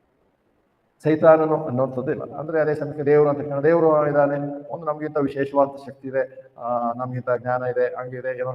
ಆದ್ರೆ ಬೇರೆ ಜನರು ಏನಾದ್ರು ಹೇಳ್ಬೋದು, ಆದ್ರೆ ಕ್ರಿಸ್ತ ವಿಶ್ವಾಸಿಗಳನ್ನಂತವ್ರೆ ಸೈತಾನನ ಬಗ್ಗೆ ಅಷ್ಟು ಸ್ಪಷ್ಟತೆ. ಇನ್ನು ಹೇಗೂ 14ನೇ ಕೀರ್ತನೆ ನೋಡ್ಬೇಕಾದ್ರೆ ದುರ್ಮತಿಗಳು ದೇವರಿಲ್ಲ ಅಂತ ಹೇಳ್ತಾರೆ. ಅನೇಕರು ದೇವರಿಲ್ಲ ಅಂತ ಕೂಡ ನಮ್ಮಂತವ್ರು ಇದ್ದಾರೆ. ಅವ್ರ ಹತ್ರ ಹೋದ್ರೆ ದೇವರು ಇಲ್ಲ, ದೆವ್ವವೂ ಇಲ್ಲ ಅಂತ ಹೇಳ್ತಾರೆ. ಆದ್ರೆ ಬೈಬಲ್ ವಾಕ್ಯದ ಪ್ರಕಾರ ಬರುವಾಗ ಸೈತಾನನು ನಿಜವಾದಂತಹ ವ್ಯಕ್ತಿಯಾಗಿದ್ದಾನೆ, ನಿಜವಾಗಿ ಇದ್ದಾನೆ, ಅಸ್ತಿತ್ವದಲ್ಲಿ ಇದ್ದಾನೆ. ಅದು ಬೈಬಲ್ನ ಬೋಧನೆ. ಮೊದಲಾಗಿ ಅದರ ಸ್ಪಷ್ಟತೆ ನಮಗೆ ಬೇಕಾಗಿದೆ. ನಮ್ಮ ವೈರ್ಯ ಮಾಹಿತಿ ನಮಗೆ ಮೊದಲಾಗಿ ಏನಂದ್ರೆ ಸೈತಾನನು ನಿಜವಾದಂತಹ ವ್ಯಕ್ತಿ, ಸೈತಾನನು ನಿಜವಾಗ್ಲೂ ಇದ್ದಾನೆ. ಹಾಗಾದ್ರೆ ಸೈತಾನ ನಿಜವಾಗ್ಲೂ ಇದ್ದಾನೆ ಅಂತ ತಕ್ಷಣ ಇನ್ನು ಕೆಲವರು ಇದ್ದಾನೆ ಅಂದ್ರೆ ಅವ್ರು ಕೆಲವರು ಏನ್ ಮಾಡ್ತಿದ್ದಾರೆ, ಎರಡು ಶಕ್ತಿಗಳುಂಟು, ಯಾವಾಗಲೂ ಎರಡು ಶಕ್ತಿ ಒಂದಕ್ಕೊಂದು ಹೋರಾಟ ಮಾಡ್ತೇವೆ, ನಾವೆಲ್ಲ ಕೇವಲ ಏನಂತಾರೆ ಪಾತ್ರಧಾರಿಗಳು, ನಮಗೆ ನಾಟಕ ಮಾಡಿಸ್ತಾನೆ ದೇವರು ಸೈತಾನರು ನಾವೆಲ್ಲ ಕೇವಲ ಪಾತ್ರಧಾರಿಗಳು. ಅಂದ್ರೆ ಅದರಲ್ಲಿ ಬರುವಾಗ ಅನೇಕ ಸಾರಿ ಸೈತಾನನೇ ಬಲಿಷ್ಠನನ್ನುವ ರೀತಿಯಲ್ಲಿ ಕೆಲವರಿಗೆ ನಂಬಿಕೆ ಹೋಗ್ತದೆ. ಸೈತಾನನೇ ಬಲಿಷ್ಠ, ಸೈತಾನನೇ ಬಹಳ ಏನಂತಾರೆ ಜ್ಞಾನಿಯಾಗಿದ್ದಾನೆ, ಒಂದು ರೀತಿ ಕುತಂತ್ರಿಯಾಗಿದ್ದಾನೆ, ಒಂದು ರೀತಿ ಸೈತಾನನ್ನೇ ಹೊಗಳುವಂತಾಗಿದೆ. ಈ ಕೆಲಸ ಅನೇಕ ವಿಶ್ವಾಸಿಗಳಂತ ಹೇಳ್ಕೊಳ್ಳೋಂಥವ್ರು ಕೂಡ ತಪ್ಪಾಗಿ ಮಾಡ್ತಾರೆ. ಏನೋ ಮಾಡಿ ಸೈತಾನ ಅಂದ್ರೆ ಒಟ್ಟಲ್ಲಿ ಏನಂದ್ರೆ ಸೈತಾನ ಇಲ್ಲ ಅಂತ ಹೇಳೋರು ಕೆಲವರು ಇದ್ದಾರೆ, ಇನ್ನು ಕೆಲವರು ಸೈತಾನ ಇದ್ದಾನೆ, ಆತನು ಬಹಳ ಬಲಿಷ್ಠನಾಗಿದ್ದಾನೆ, ದೇವರಿಗೆ ಸಮಾನ, ದೇವರಿಗಿಂತಲೂ ಬಲಿಷ್ಠನಂತವ್ರು ಇದ್ದಾರೆ. ಈ ಎರಡೂ ನಂಬಿಕೆ ಸೈತಾನಿಗೆ ಉಪಯೋಗಕರವೇ ಆಗಿದೆ. ಎರಡಿದ್ರು ಸೈತಾನ ಸಂತೋಷನೆ ಕೊಡ್ತಾನೆ. ಇಲ್ಲ ಅಂತ ಹೇಳಿದ್ರೆ ಅವ್ನಿಗೇನು ಪರವಾಗಿಲ್ಲ, ಅವನಿಗೇನಾಗಲ್ಲ. ಸೈತಾನ ಇಲ್ಲ, ಸೈತಾನ ನಂಬೋದಿಲ್ಲ ಅಂದ್ರೆ ಅವ್ನಿಗೇನು ದುಃಖನೂ ಆಗಲ್ಲ, ಅಂಥವ್ರ ಬಗ್ಗೆ ಆತನ ತಲೆ ಕೆಡಿಸ್ಕೊಳ್ಳೋದಿಲ್ಲ, ಯಾಕಂದ್ರೆ ಅವನ ವಶದಲ್ಲಿದ್ದಾನೆ.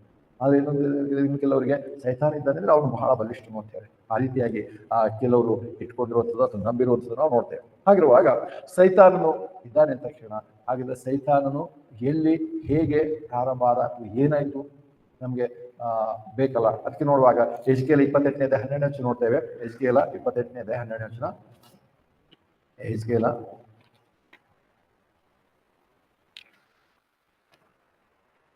28ನೇ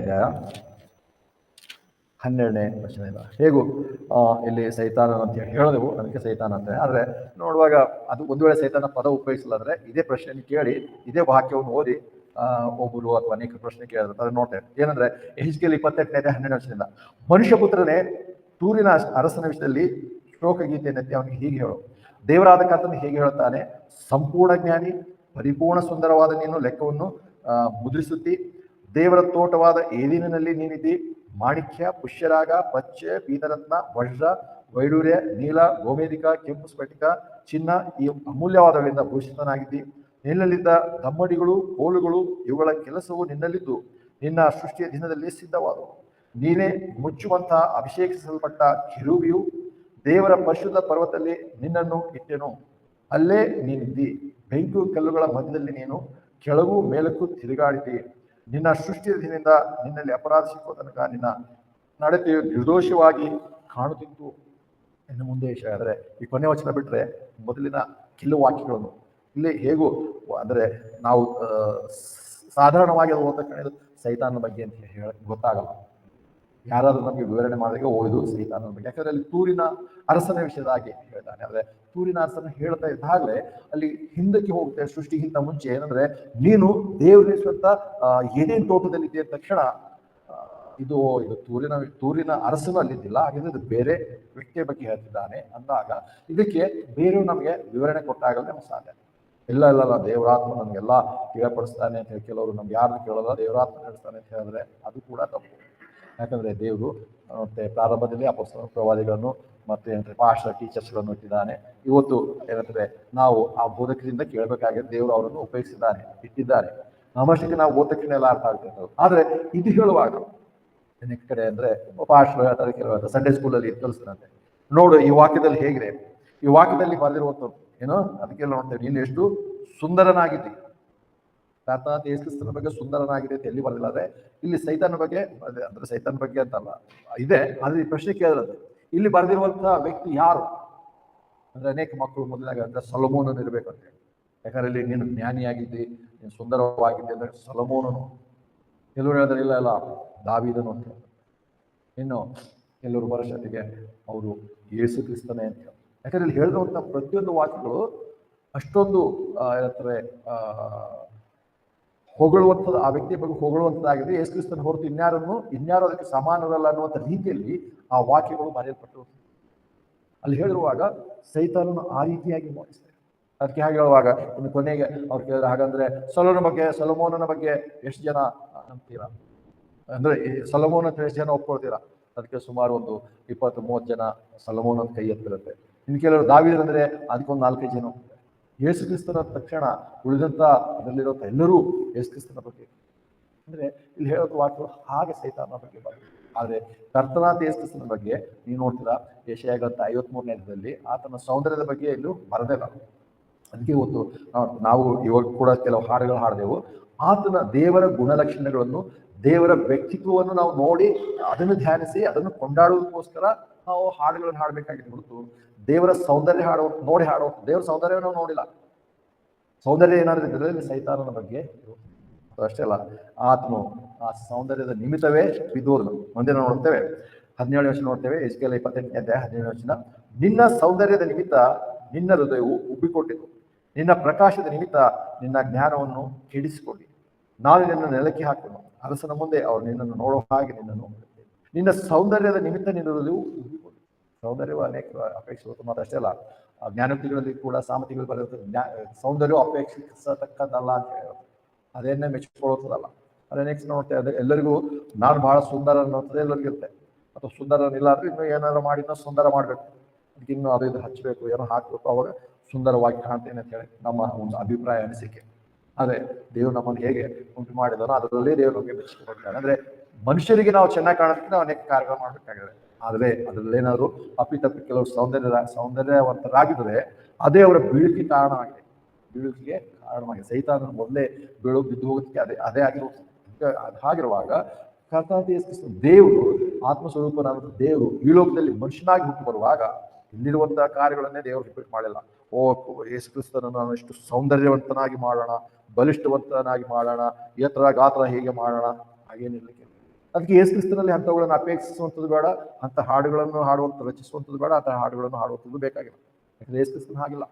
ನಾವು ಯೇಸು ಕ್ರಿಸ್ತನ ಸೌಂದರ್ಯವನ್ನು ನೋಡಿ ಆತನ ಹಿಂದೆ ಹೋಗಿಲ್ಲ, ಬದಲಾಗಿ ಆತನ ನಮಗೋಸ್ಕರ ಧಿಕ್ಕರಿಸಲ್ಪಟ್ಟವನು, ತ್ಯಜಿಸಲ್ಪಟ್ಟವನಾಗಿ ಆತನ ಜನರು ಮುಖ ಓರೆ ಮಾಡಿ ಹೋಗುವಂಥ ಸ್ಥಿತಿಲಿ ಆತನಿರುವಾಗ ಆತನ ಅನುಭವಿಸಿರುತ್ತೆ. ಅಂತಂದ್ರೆ ನಮ್ಮನ್ನು ಪಾಪಗಳಿಂದ ವಿಮೋಚಿಸಿ, ಬಿಡಿಸಿ, ನಮ್ಮ ಪಾಪಗಳನ್ನು ಪರಿಹರಿಸಿ, ನಮ್ಮನ್ನು ಶುದ್ಧೀಕರಿಸಿ, ದೇವರೊಂದಿಗೆ ಸಮಾಧಾನ ಉಂಟು ಮಾಡೋದಕ್ಕೋಸ್ಕರ, ದೇವರ ಮಕ್ಕಳನ್ನ ಮಾಡೋದಕ್ಕೋಸ್ಕರ ಆತನು ಏನಿಲ್ಲದವನಾಗಿ ತನ್ನ ಮಹಿಮೆಯನ್ನು ತಿಳಿಸಿ ಇಂತಹ ಸ್ಥಿತಿಗೆ ಬಂದು ಅದನ್ನು ನಾವು ಹಾಡಿಕೊಂಡಾಡ್ತೇ ಹೊರತು ಅದರ ಸೌಂದರ್ಯವನ್ನು ಅಲ್ಲ. ಅದು ನಾವು ನೋಡಬೇಕಾಗಿರೋದು. ಅದಕ್ಕೆ ಅಲ್ಲಿ ಸೈತಾನ ಬಗ್ಗೆ ನೋಡುವಾಗ, ಸೈತಾನನು ಹೀಗೆ 28ನೇ ನೋಡುವಾಗ ಆತನು ದೇವರ ಎದೆ ತೋಟದಲ್ಲಿದ್ದ, ದೇವರು ಆತನು ಸೃಷ್ಟಿಸಿದ.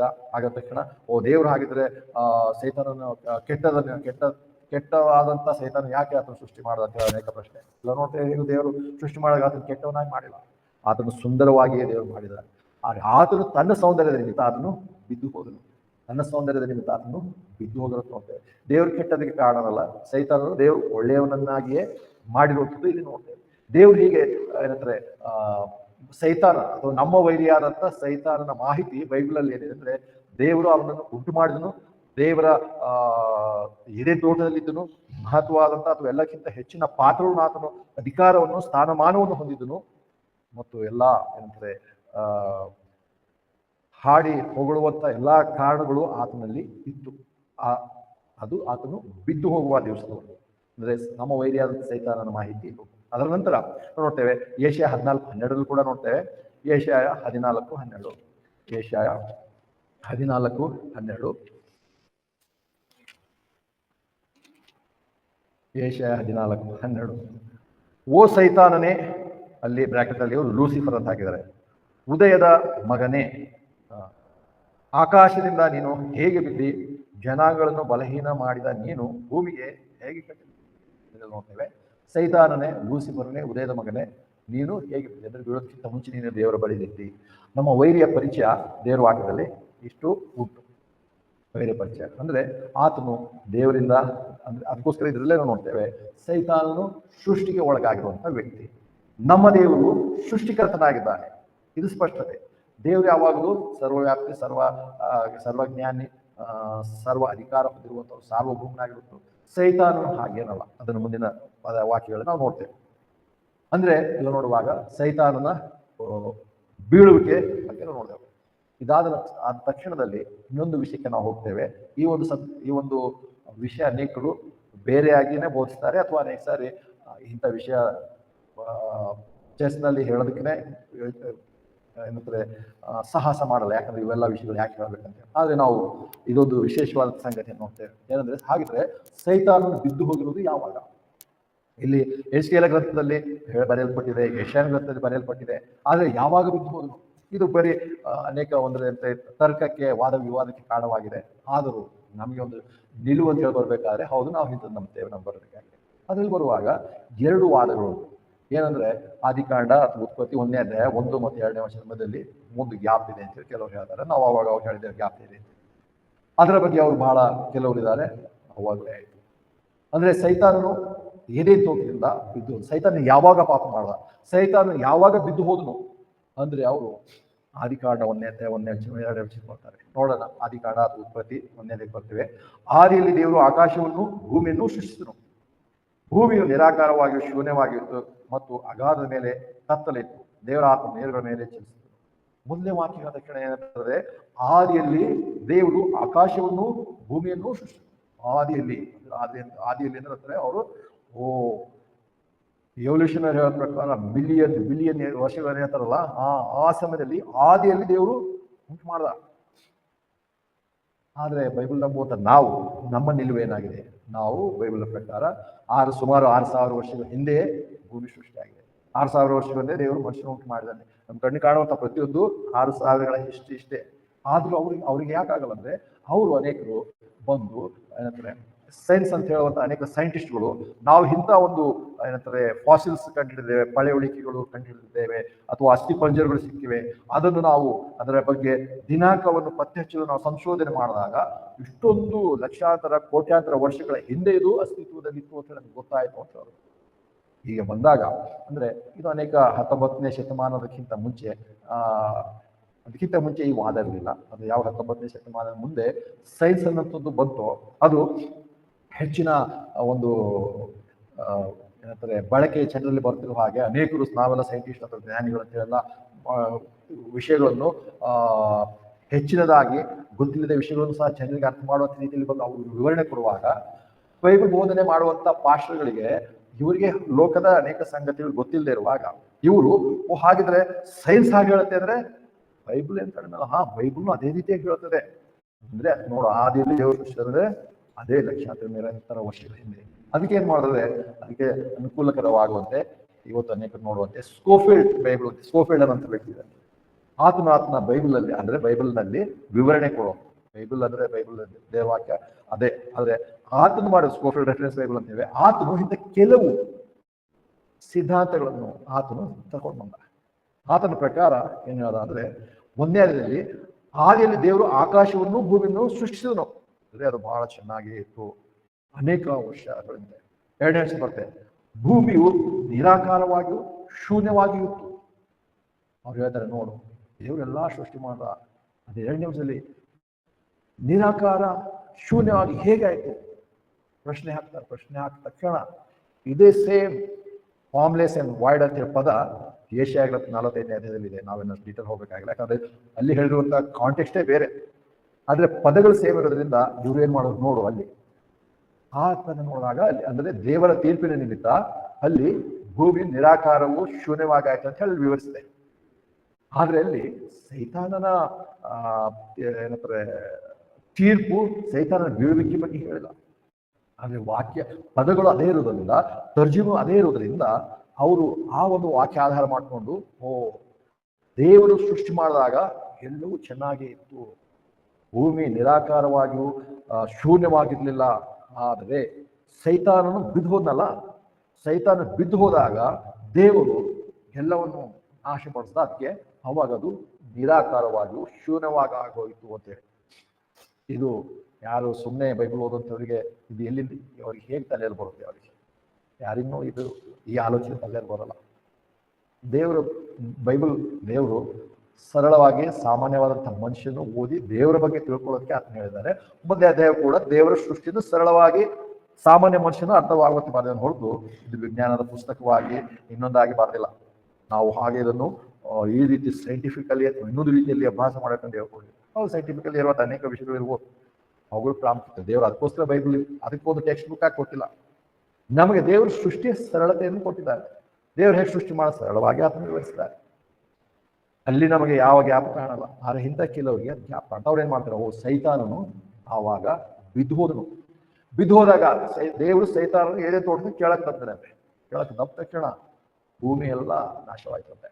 ಅದ್ರ ಪ್ರಾಬ್ಲಮ್ ಏನಂದ್ರೆ ಅವ್ರಿಗೆ ಸೈತಾನನಿಗೆ ಯಾವ ತೊಂದರೆನೂ ಆಗಲಿಲ್ಲ. ಸೈತಾನಿಗೆ ಯಾವ ತೀರ್ಪು ಅವ್ರ ಪ್ರಕಾರ ಅವ್ನಿಗೆ ಏನ್ ತೀರ್ಪಾಗಿದ್ರೆ ಏನು ಹೇಳಲ್ಲ. ಅಂದ್ರೆ ಭೂಮಿ ಮಾತ್ರ ನಾಶ ಆಯ್ತು, ಭೂಮಿ ಶೂನ್ಯ ಆಗೋಯ್ತು, ನಿರಾಧಾರ ಆಗೋಯ್ತು. ಪಾಪ ಮಾಡಿರುವಂತ ಸೈತಾನನು, ದೇವ್ರು ಸೈತಾನಿನ ಹೊಡೆದು ಸೈತಾನ ಶಿಕ್ಷೆ ಕೊಟ್ಟು ಸೈತಾನಿಗೆ ಏನಾದ್ರು ಆಗ್ಬೇಕಿತ್ತು. ಬದಲಾಗಿ ಭೂಮಿಗೆ ಸೃಷ್ಟಿಗೆ ಅದೆಲ್ಲ ಸೃಷ್ಟಿ ಮಾಡಿ ಸೈತಾನ ಮಾತ್ರ ಹಾಗೆ ಆರಾಮವಾಗಿದ್ದಾನೆ. ಏನ್ ತೀರ್ಪು? ಸೈತಾನನು ಹಾಗೆ ಮಾಡಿಲ್ಲ. ಅದಕ್ಕೆ ನಾವು ನೋಡ್ತೇವೆ ಮುಂದೆ ಬರುವಾಗ ಸೈತಾನಿಗೆ ನಾವು ನೋಡ್ತೇವೆ ಅದರಿಗೆ ತೀರ್ಪಾಯಿತು ಈ ಒಂದು ಅಧ್ಯಾಯದಲ್ಲಿ ಹಾಗಾಯ್ತು ಅಂತ ಇಲ್ವಲ್ಲ. ಯಾಕಂದ್ರೆ ಅವನು ಯಥಾ ಪ್ರಕಾರ ಹಾಗೆ ನಡೀತದ. ಯೋಬ ಗ್ರಂಥಕ್ಕೆ ಬರ್ತೇವೆ. ಯೋಬ ಗ್ರಂಥ ನಮ್ಗೆ ಗೊತ್ತಿದೆ, ನಮ್ಮೆಲ್ಲರಿಗೂ ಗೊತ್ತಿದೆ. ಯೋಬ ಗ್ರಂಥ 2ನೇ ಅಧ್ಯಾಯ 1ನೇ ವಚನ ನೋಡ್ತೇವೆ. ಯೋಬ 2ನೇ ಅಧ್ಯಾಯ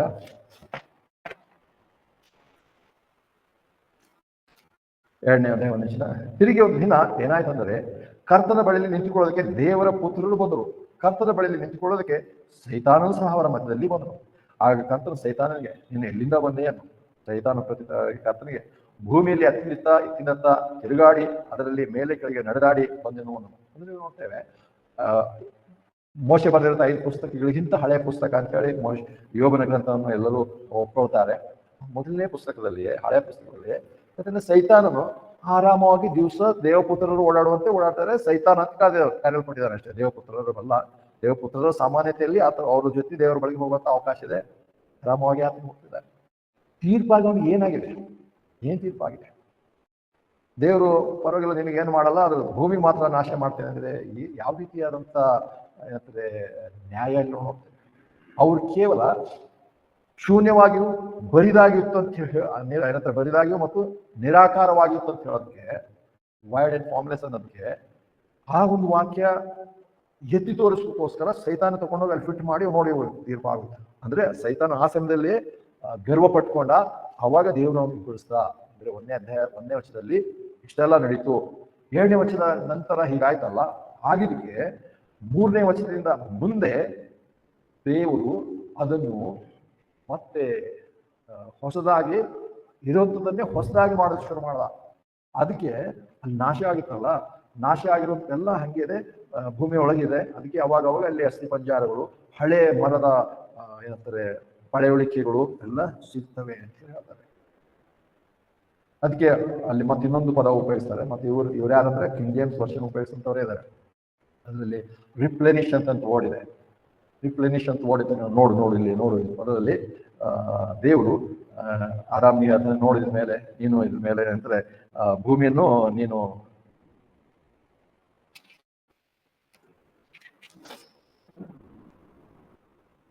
ಇಪ್ಪತ್ತೆರಡನೇ ವಚನ, 1ನೇ ಅಧ್ಯಾಯ 22ನೇ ವಚನ. ಆಗ ದೇವರು ಅವುಗಳನ್ನು ಆಶೀರ್ವದಿಸಿ ಅಭಿವೃದ್ಧಿಯಾಗಿ ಹೆಚ್ಚಿ ಸಮುದ್ರ ನೀರುಗಳಲ್ಲಿ ತುಂಬಿಕೊಟ್ರೆ ಮತ್ತು ಭೂಮಿ ಪಕ್ಷಿ ಮೇಲೆ ಹೆಚ್ಚಲಿ ಎಂದು. ಹೀಗೆ ಸಾಯಂಕಾಲವು ಪ್ರಾಥಮಿಕವಾಗಿ 5 ದಿನವಾಯಿತು ಮತ್ತು ದೇವರು ಅವರವರಿಗೆ ಹೀಗೆ ಮಾಡಿದ್ರು. ಅಂದ್ರೆ ನಾವು ನೋಡುವಾಗ ಅಲ್ಲಿ ಏನ್ ಹೇಳ್ತಾನೆ, ಅವ್ರು ಹೇಳ್ತದೆ ಭೂಮಿಯಲ್ಲಿ ತುಂಬಿಕೊಳ್ಳ್ರಿ ಅಂತ ಹೇಳ್ತಾರೆ. ಅಲ್ಲಿ ಇಂಗ್ಲಿಷ್ನಲ್ಲಿ ರಿಪ್ಲೆನಿಶ್ ಅಂತ ಓಡಿದೆ. ಅದಕ್ಕೆ ಅವ್ರು ನೋಡು, ರಿಪ್ಲೆನಿಶ್ ವರ್ಡ್ ಅಂದ್ರೆ ಮತ್ತೆ ನೀವು ತುಂಬಿಕೊಳ್ಳ್ರಿ. ಅಂದ್ರೆ ಮೊದಲು ಇರುವಂಥದ್ದು ಎಲ್ಲ ಹಾಳಾಗಿತ್ತು, ಅದಕ್ಕೆ ಮತ್ತೆ ನೀವು ಅದ್ರ ಮೇಲೆ ತುಂಬಿಕೊಡ್ರಿ. ಅದಕ್ಕೆ ಆವಾಗ ದೇವರು ಮತ್ತೆ ಹೊಸದಾಗಿ ಸೂರ್ಯ ಚಂದ್ರ ಇತ್ತು, ಆದ್ರೆ ಅವುಗಳೆಲ್ಲ ಬೆಳಕು ಕಳ್ಕೊಂಡಿತ್ತು. ಅವಾಗ ಮತ್ತೆ 3ನೇ ದಿವಸ 4 ದಿವಸ ನೋಡಾಗ ಅವು ಬೆಳಕು ಬರುವಂತೆ ಇದೆಲ್ಲ ಮಾಡಿದ್ರು ಅಂತ ಹೇಳಿ ಅವ್ರು ಹೇಳುವಂಥದ್ದಾಗಿದೆ. ರಿಪ್ಲೆನಿಶ್ ಅನ್ನುವಂಥ ಪದ ಕೂಡ ನೋಡ್ತೇವೆ 18ನೇ ಶತಮಾನದಲ್ಲಿ, ಕಿಂಗ್ ಜೇಮ್ಸ್ 16ನೇ ಶತಮಾನದಲ್ಲಿ ಕಿಂಗ್ ಜೇಮ್ಸ್ ವರ್ಷನ್ ತರ್ಜುಮೆ ಮಾಡೋ ಸಮಯದಲ್ಲಿ ರಿಪ್ಲೆನಿಶ್ ಅನ್ನುವಂಥದ್ರ ಪದ ಅರ್ಥ ಬರೀ ಟು ಫಿಲ್ ಇಷ್ಟೇ ಆಗಿದೆ. ಇವತ್ತಿನ ಭಾಷೆ ನೋಡುವಾಗ ರಿಫಿಲ್ ಅನ್ನುವಂಥ ಪದದ ಅರ್ಥ ಇವಾಗಿದೆ. ಹೆಂಗೆ ರೀಸ್ಟಾರ್ಟ್, ರೀಫಿಲ್ ಇವೆಲ್ಲ ಬಂದಿವಲ್ಲ, ಹಾಗೆ ರಿಪ್ಲೆನಿಶ್ ಅನ್ನೋದು ಇಂದಿನ ಪದದ ಅರ್ಥದಲ್ಲಿ ಅವ್ರು ಅರ್ಥ ಮಾಡ್ಕೊಂಡು ಹಾಗೆ ಹೇಳ್ತಾರೆ. ದೇವರಾಗಿ ಹೇಳಿಲ್ಲ ಆ ಸಮಯದಲ್ಲಿ ರಿಪ್ಲೆನಿಶ್ ಅಂದ್ರೆ ಫಿಲ್, ಭೂಮಿ ಮೇಲೆ ತುಂಬಿಕೊಳ್ಳ್ರಿ, ದೇವ್ರು ಹೇಳ್ತಿರೋದು ಅಷ್ಟೇ. ಹಾಗಾಗಿ ದೇವರು ಇಲ್ಲಿ ಏನಂತಾರೆ ಮೊದಲೇ ನಾಶಪಡಿಸ್ತಾನೆ ಅನ್ನೋದಕ್ಕೆ ಯಾವುದೇ ಅರ್ಥ ಇಲ್ಲ. ಮತ್ತು 3ನೇ ವಚನದಿಂದ ಮುಂದೆ ದೇವರು ಹೀಗೆ ಭೂಮಿಯೆಲ್ಲ ಹೊಸದಾಗಿ ಇರುವಂತ ಭೂಮಿನೇ ಹೊಸದಾಗಿ ಉಂಟು ಮಾಡೋದು ಶುರು ಮಾಡೋದಂತೆ ಇಲ್ವೇನ. ಯಾಕಂದ್ರೆ ಹೊರಡೋಣ ವಿಮೋಚನ ಕಾಂಡ 20ನೇ ಅಧ್ಯಾಯಕ್ಕೆ ಬರ್ತೇವೆ. ವಿಮೋಚನ ಕಾಂಡ 20ನೇ ಅಧ್ಯಾಯ ಅಲ್ಲಿ ದಶಾಜ್ಞೆಗಳನ್ನು ಕೊಟ್ಟಿರುವಂತ ನೋಡ್ತೇವೆ. ದಶಾಜ್ಞೆ ಕೊಟ್ಟಿರೋ ಮೇಲೆ ನಾವು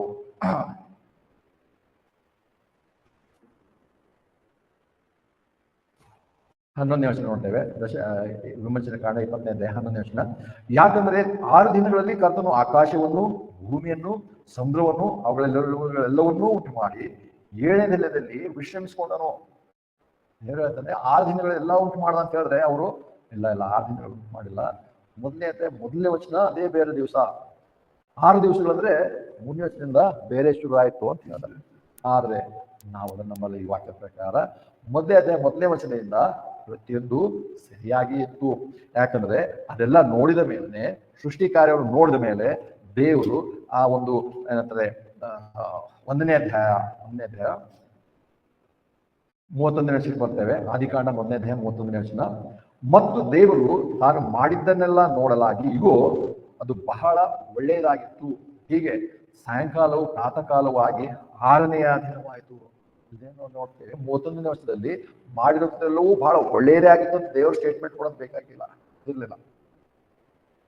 ಅಂದ್ರೆ ಎಲ್ಲಿ ನೋಡ್ತೇವೆ 6 ದಿವಸಗಳೆಲ್ಲ ಉಂಟು. ವಿಮೋಚನೆ ಕಾಂಡ ನೋಡಿದೆಲ್ಲ ವಾಕ್ಯ ನೋಡ್ಬೇಕಾದ್ರೆ 6 ದಿವಸಗಳೆಲ್ಲ ಉಂಟು ಮಾಡಿದ್ಮೇಲೆ ದೇವರದೆಲ್ಲ ನೋಡಿ ಬಹಳ ಒಳ್ಳೇದಾಗಿರುತ್ತೆ ಅಂತ ಹೇಳೋದು. ಹಾಗಂದ್ರೆ ಸೈತಾನ ಬಿದ್ದು ಹೋಗಿರೋದು ಯಾವಾಗ ಅಂದ್ರೆ 1ನೇ ಅಧ್ಯಾಯ 31ನೇ ವಚನದ ನಂತರ ಮತ್ತು 3ನೇ ಅಧ್ಯಾಯ 1ನೇ ವಚನದಕ್ಕಿಂತ ಮುಂಚೆ ಆ ಭಾಗದಲ್ಲಿ ಸೈತಾನನಂತ ದೇವರ ಏದೇನು ತೋಟದಿಂದ ಬಿದ್ದು ಹೋದ. ಇಷ್ಟೇ ಸ್ಪಷ್ಟನೆ ನಮ್ಗೆ. ಯಾಕಂದ್ರೆ ದೇವ್ರ ಸೃಷ್ಟಿ ಮಾಡಿದಾಗ ಎಲ್ಲವೂ ಚೆನ್ನಾಗಿತ್ತು. ದೇವರ ಹೇಳ್ತಾನೆ ಅದನ್ನು ಆಶ್ವಾಸನ ಚೆನ್ನಾಗಿತ್ತು. 3ನೇ ಅಧ್ಯಾಯಕ್ಕೆ 1ನೇ ಅಧ್ಯಾಯಕ್ಕೆ ಬರುವಷ್ಟೊತ್ತಿಗೆ ಅಲ್ಲಿ ಬರ್ತಾನೆ ಅಡವಿಯ ಮರಗಳಲ್ಲಿ ಸರ್ಪ ಯುಕ್ತಿಗಳದಾಗಿತ್ತು, ಅದು ಬಂತು. ಅದಕ್ಕೆ ಆ ಸರ್ಪ ಯಾರನ್ನ ಸೈತಾನನು, ಓಲ್ಡ್ ಸರ್ಪೆಂಟ್, ಡ್ರ್ಯಾಗನ್ ಎಲ್ಲ ಮುಂದೆ ಹೇಳ್ಕೊಂಡು ಹೋಗ್ತಾರೆ.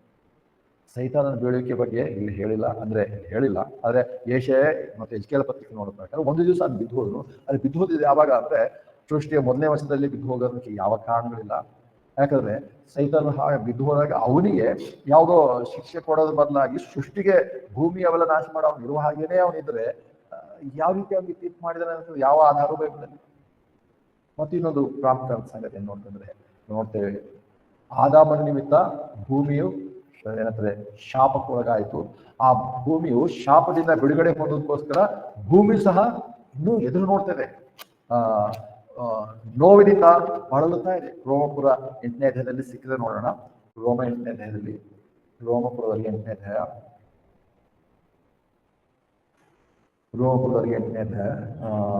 18ನೇ ವಚನದಿಂದ ನೋಡ್ಕೊಂಡು ಬರೋಣ. ರೋಮಪುರದಲ್ಲಿ 8ನೇ ಅಧ್ಯಾಯ 18ರಿಂದ, ನಮ್ಮಲ್ಲಿ ಪ್ರತ್ಯಕ್ಷವಾಗಲಿರುವ ಮಹಿಮೊಂದಿಗೆ ಈಗಿನ ಕಾಲದ ಶ್ರಮೆಗಳು ಹೋಲಿಸುವುದು ಯೋಗ್ಯವಲ್ಲದೆ ನಾನು ಎಣಿಸ್ತೇನೆ. ದೇವರ ಪುತ್ರರ ಪ್ರತ್ಯಕ್ಷತೆಯನ್ನು ಸೃಷ್ಟಿಯು ಲವಲವಿಕೆಯಿಂದ ಎದುರು ನೋಡ್ತಾ ಇದೆ. ಸೃಷ್ಟಿಯು ವ್ಯರ್ಥತ್ವಕ್ಕೆ ಒಳಗಾದದ್ದು ಸ್ವೇಚ್ಛೆಯಿಂದಲ್ಲ, ಅದನ್ನು ಒಳಪಡಿಸಿದ ಆತನ ಮುಖಾಂತರ ನಿರೀಕ್ಷೆಯಲ್ಲಿಯೇ. ಯಾಕಂದ್ರೆ ಸೃಷ್ಟಿಯು ತಾನೇ ದೇವರ ಮಕ್ಕಳ ಮಹಿಮೆಯ ಸ್ವಾತಂತ್ರ್ಯತೆಯಲ್ಲಿ ಸೇರುವಂತೆ ನಾಶನದ ದಾಸತ್ವದಿಂದ ಬಿಡುಗಡೆ ಹೊಂದುವುದು. ಹೀಗೆ ಸರ್ವ ಸೃಷ್ಟಿಯು ಇಂದಿನವರೆಗೂ ನರಳುತ್ತಾ ರಸವೇದನೆ ಪಡುತ್ತಿದೆ ಎಂದು ನಾವು ಬಲ್ಲೆವು. ಇದು ಮಾತ್ರವಲ್ಲದೆ ಆತ್ಮನ ಪ್ರಥಮ ಫಲವನ್ನು ಹೊಂದಿದ ನಾವು ಸಹ ದತ್ತುಪುತ್ರ ಸ್ವೀಕಾರವನ್ನು ಅಂದರೆ ದೇಹಕ್ಕೆ ಬರಬೇಕಾದ ವಿಮೋಚನೆ ಎದುರು ನೋಡುತ್ತಾ ನಮ್ಮೊಳಗೆ ನಾವೇ ಮುಳುಗುತ್ತೇವೆ. ನಾವು ನಿರೀಕ್ಷೆಯಿಂದ ರಕ್ಷಣೆ ಹೊಂದಿದವರಾಗಿದ್ದೇವೆ. ಕಾಣುವಂತಹ ನಿರೀಕ್ಷೆ ಅಲ್ಲ, ಒಬ್ಬನು ಎದುರು ನೋಡೋದಕ್ಕೂ ಪ್ರತ್ಯಕ್ಷವಾಗಿರೋದನ್ನು ನಿರೀಕ್ಷಿಸುವುದು ಯಾಕೆ? ಕಾರಣ ಇರುವಂಥದ್ದು ಹೀಗೆ ಮುಂದೆ ಅನೇಕ ವಿಷಯ ನೋಡ್ತೇವೆ. ಅಂದ್ರೆ ನೋಡುವಾಗ ಈ ಒಂದು ಅಧ್ಯಾಯದಲ್ಲಿ ಈ ಭಾಗ ನೋಡುವಾಗ ಭೂಮಿ ತನ್ನಷ್ಟಕ್ಕೆ ತಾನೇ ಒಂದು ನಾಶನಕ್ಕೆ ಒಳಗಾಗಲ್ಲ ಇವೆಲ್ಲ ಹೇಳುವಾಗ, ಇದರ ಹಿಂದಿನ ಅಧ್ಯಾಯಗಳು ಇಲ್ಲಿರುವಂತಹ ಅಧ್ಯಾಯ ನೋಡುವಾಗ ಆದಾಮನ ಪಾಪದ ನಿಮಿತ್ತ ಭೂಮಿಯು ಶಿಕ್ಷೆ ಒಳಗಾಗಿರುತ್ತದೆ ವಿವರಿಸ್ಕೊಂಡು ಬಂದಿದೆ ಹೊರತು ಅದಕ್ಕಿಂತ ಮುಂಚೆನೆ ಪಾಪಕ್ಕೊಳಗಾಗಿತ್ತು ಅಂತ ಹೇಳಿಲ್ಲ. ಮತ್ತೆ ಎರಡನೇದಾಗಿ ನೋಡ್ತೇವೆ ಅತಿ ಪ್ರಾಮುಖ್ಯವಾಗಿ ಆ ಮನುಷ್ಯನ ಬಿಡುಗಡೆಯನ್ನು ಎದುರು ನೋಡ್ತದೆ. ಅಂದ್ರೆ ಮನುಷ್ಯನ ಬಿಡುಗಡೆ ಜೊತೆಯಲ್ಲಿ ಇವೆಲ್ಲವೂ ಕೂಡ ಹೊರಗೆ ಬರ್ತವೆ. ಮನುಷ್ಯನ ಬಿಡುಗಡೆ ಹೊಂದಬೇಕಾದ್ರೆ ದೇವ್ರು ಏನ್ ಕಾರ್ಯಕ್ರಮ ಮಾಡಿದಾನೆ? ಅದಕ್ಕೆ ನಮ್ಮ ಮನುಷ್ಯರನ್ನು ಬಿಡುಗಡೆ ಮಾಡೋದಕ್ಕೋಸ್ಕರ ದೇವರಾಗಿರುವ ಆತನು ಮನುಷ್ಯನಾಗಿ ಲೋಕಕ್ಕೆ ಬಂದನು. ಆತನು ನಮಗೋಸ್ಕರ ಶಿಲುಬೆಯಲ್ಲಿ ಮರಣವನ್ನು ಹೊಂದಿದನು, ಯಜ್ಞವಾಗಿ ಸಮರ್ಪಿಸಲ್ಪಟ್ಟನು, ತನ್ನ ಪರಿಶುದ್ಧ ರಕ್ತವನ್ನು ಸುರಿಸಿದನು. ಇದರಿಂದ ನಮಗೆ ವಿಮೋಚನೆಯನ್ನು, ಪಾಪ ಪರಿಹಾರವನ್ನು, ಶುದ್ಧೀಕರಣ ಉಂಟು ಮಾಡೋದಷ್ಟೇ ಅಲ್ಲದೆ ಮನುಷ್ಯರನ್ನು ದೇವರಿಗೆ ಸಮಾಧಾನ ಪಡಿಸಿದನು. ಮತ್ತು ಮನುಷ್ಯರನ್ನು ಸಮಾಧಾನ ಪಡಿಸೋದ್ರ ಜೊತೆಯಲ್ಲಿ ಇಡೀ ಸೃಷ್ಟಿಯನ್ನು ದೇವರೊಂದಿಗೆ ಸಮಾಧಾನ ಪಡಿಸುವಂತೆ ಆತನ ಕಾರ್ಯವಾಗಿತ್ತು. ಎಲ್ಲವೂ ಪಾಪ ಅಂದ್ರೆ ಶಿಕ್ಷೆಗೆ, ಶಾಪಕ್ಕೆ ಒಳಗಾಗಿರುವಂಥದ್ದು ಆದಾಮನ ಪಾಪದ ನಿಮಿತ್ತವೇ ಅಂತ ಹೇಳ್ತಾರೆ. ಹೀಗೆ ಪಾಪವು ಆದಾಮನಿಂದಲೂ ಎಲ್ಲರಲ್ಲೂ ವ್ಯಾಪಿಸಿತು. ಪಾಪಕ್ಕೆ ಪಾಪದ ಸಂಬಳ ಮರಣ ಆಗಿರೋದ್ರಿಂದ ಪಾಪದ ಫಲವಾಗಿ ಮರಣವು ಎಲ್ಲರಲ್ಲಿಯೂ ವ್ಯಾಪಿಸಿತು. ಅದನ್ನು ಬಿಡುಗಡೆ ಮಾಡೋದಕ್ಕೋಸ್ಕರವೇ ಯೇಸು ಕ್ರಿಸ್ತನು ಈ ಲೋಕಕ್ಕೆ ಅದರ ಬಿಡುಗಡೆಯನ್ನು ಇದನ್ನು ನೋಡ್ತಿದ್ದೇವೆ. ಅಂದ್ರೆ ಇಂದಿನ ಸೃಷ್ಟಿ ಏನಾದ್ರು ಏನಂತಾರೆ ಶಾಪಕ್ಕೆ ಒಳಗಾಗಿದೆ ಅಂದ್ರೆ ಆದಾಮನ ಪಾಪದ ನಿಮಿತ್ತ. ಅದು ಯಾಕೆಂದ್ರೆ ಇದು ನಮ್ಮ ಉದ್ದೇಶ ಮೇನು ಬೈಬಲ್ ಸ್ಟಡಿ ಅಲ್ಲ. ಆದ್ರೆ ನೆಕ್ಸ್ಟ್ ವಾರದಲ್ಲಿ ಕೂಡ ಹಾಗಿದ್ರೆ ಸೈತಾನನು ಯಾಕೆ ದೇವರು ದೇವದೂತರ ದೇವರು ಉಂಟು ಮಾಡಿದ್ದೇನಕ್ಕೆ ಮತ್ತು ಅವ್ರಿಗೆ ಏನ್ ಕೆಲಸ ಮಾಡ್ತಾರೆ, ಯಾಕೆ ಬಿದ್ದು ಹೋದ್ರು ಅನ್ನೋದು ಇನ್ನೊಂದು ವಾರದಲ್ಲಿ ನೋಡ್ತೇವೆ. ಅದು ಇವತ್ತು ನೋಡುವಾಗ ಸೈತಾನ ನಿಮಿತ್ತ ಭೂಮಿಗೆ ನಾಶನ ಬಂದ್ರೆ ಆದಾಮನ ಪಾಪದ ಬಿಡುಗಡೆ ಆಗುವಾಗ ಸೈತಾನ ನಿಮಿಷಕ್ಕೆ ಒಳಗಾಗಿರುವಂತ ಭೂಮಿ ಬಿಡುಗಡೆ ಮಾಡುವ ಅವಶ್ಯಕತೆ ಇರಲಿಲ್ಲ. ದೇವರು ಅವತ್ತೇ ಸರಿ ಮಾಡ್ಬೇಕಾಗಿತ್ತು. ಸರಿ ಮಾಡಿನೇ ಉಂಟು ಮಾಡ್ಬೇಕಾಗಿತ್ತು. ಯಾಕೆ ಅದರಲ್ಲಿ ಒಳಗೆ ಎಲ್ಲ ಡೈನೋಸರ್ಸ್ ಅಸ್ಥಿಪಂಜರ ಅವೆಲ್ಲ ಇಟ್ಬಿಟ್ಟು ಕೊನೆಗೆ 1ನೇ ಅಧ್ಯಾಯ 30 ನೋಡಿ ಎಲ್ಲವೂ ನೋಡಲಾಗಿ ಎಲ್ಲವೂ ಬಹಳ ಒಳ್ಳೇದಾಗಿದೆ ಅಂತ ದೇವ್ರು ಯಾಕೆ ಹೇಳ್ತಿದ್ದಾರೆ. ಭೂಮಿಯಾಗಿ ನೋಡಿದ್ರೆ ಇವತ್ತು ಇದೆ. ಇದೆ. ಏನಿದೆ ಅಂದ್ರೆ ಇವತ್ತು ಎಂತ ಏನಂದ್ರೆ ಮೇಲೆ ಎಷ್ಟೇ ಹಿಮ ಕೂಡಿಕೊಂಡಿದ್ರು ಕೂಡ ಆ ಹಿಮದ ಕೆಳಗೆ ಆಗಿದ್ರೆ ಕಲ್ಲಿದ್ದಲು ಸಿಗುತ್ತೆ. ಭೂಮಿಯಲ್ಲಿ ಕಲ್ಲಿದ್ದಲೇ ಒಂದು ಬಹಳ ಮುಖ್ಯವಾದಂತ ಒಂದು ಖನಿಜ ಆಗಿತ್ತು ಸ್ವಲ್ಪ ಅನೇಕ ದೇಶಗಳಿಗೆ. ಅದರೆಲ್ಲ ಖಾಲಿ ಆಗ್ತೈತೆ, ಜನ ಇವಾಗ ಅದನ್ನು ಬಿಟ್ಟು ಬೇರೆ ಫ್ಯೂಯಲ್ ಹುಡುಕ್ತಾ ಇದ್ದಾರೆ. ಆದ್ರೆ ಅದ್ರಲ್ಲಿ ಸಿಗ್ತದೆ ಅಂದ್ರೆ ಅಂತ ಹಿಮದ ಕೆಳಗೆ ಕಲ್ಲಿದ್ದಲು ಸಿಗ್ತದೆ ಅಂದ್ರೆ ಏನು ಹೇಗೆ ಬಂತು? ಅದಕ್ಕೆ ಮೊದಲನೇ ಅಧ್ಯಾಯ ಮೊದಲನೇ ವರ್ಷ ಶೂಟ್ ಮಾಡೋಣ. ಯಾಕಂದ್ರೆ ಸೈನ್ಸ್ ಹಂಗೆ ಹೇಳ್ತಲ್ಲ, ಅದಕ್ಕೆ ನಾವು ಹಿಂದೆ ಇರಬಾರ್ದು, ಅದ್ರ ಜೊತೆ ನಾವು ಅದಕ್ಕೆ ಹೊಂದಾಣಿಕೆ ಮಾಡ್ಕೊಳ್ಳೋಣ. ಎವಲ್ಯೂಷನಿಸ್ಟ್ಗಳ ಜೊತೆ ಹೊಂದಾಣಿಕೆ ಮಾಡಿಕೊಳ್ಳುವಂತ ಬೋಧನೆಯೇ ಇದಾಗಿದೆ ಹೊರತು ಬೈಬಲ್ ನಂಬುವಂತರ ಬೋಧನೆ ಅಲ್ಲ. ಸೈತಾನ ಒಂದನೇ ವರ್ಷದಲ್ಲಿ ಬಿದ್ದು ಹೋಗಲಿಲ್ಲ. ಆತನು 1ನೇ ಅಧ್ಯಾಯ 31ನೇ ವಚನದ ನಂತರ 3ನೇ ಅಧ್ಯಾಯ 1ನೇ ವಚನದ ಮಧ್ಯದಲ್ಲಿ ಆತನು ಬಿದ್ದು ಹೋಗಿದ್ದಾನೆ. ಯಾಕೆ ಬಿದ್ದು ಹೋದ ಏನಿದೆ ಮುಂದಿನ ವಾರ ನೋಡ್ತೇವೆ. ಅದಕ್ಕೋಸ್ಕರ ಒಂದು ವೇಳೆ ನಾಶನ ಅದಾಗಿದ್ರೆ ದೇವರ ಬೈಬಲ್ನ ಮುಖ್ಯವಾದಂಥ ಬೋಧನೆ ಏನು? ಆದಮನ ಪಾಪದ ನಿಮಿತ್ತ ಮರಣ, ನಾಶನ ಅಂತ ನೋಡಿ. ಇವರ ವಾದದ ಪ್ರಕಾರ ಆದಮನ ಪಾಪದ ಮೊದಲೇ ಭೂಮಿಯಲ್ಲಿ ನಾಶನ ಇತ್ತು. ಎಲ್ಲವೆಲ್ಲ ನಾಶ ಆಗಿ ಅಲ್ಲೇ ಸಿಕ್ಬಿಟ್ಟಿತ್ತು. ಇವಾಗ ಎಲ್ಲ ಸೈಂಟಿಸ್ಟ್ಗಳು ಹುಡುಕಿ ತೆಗಿತಾ ಇದ್ದಾರೆ ಅಂತ.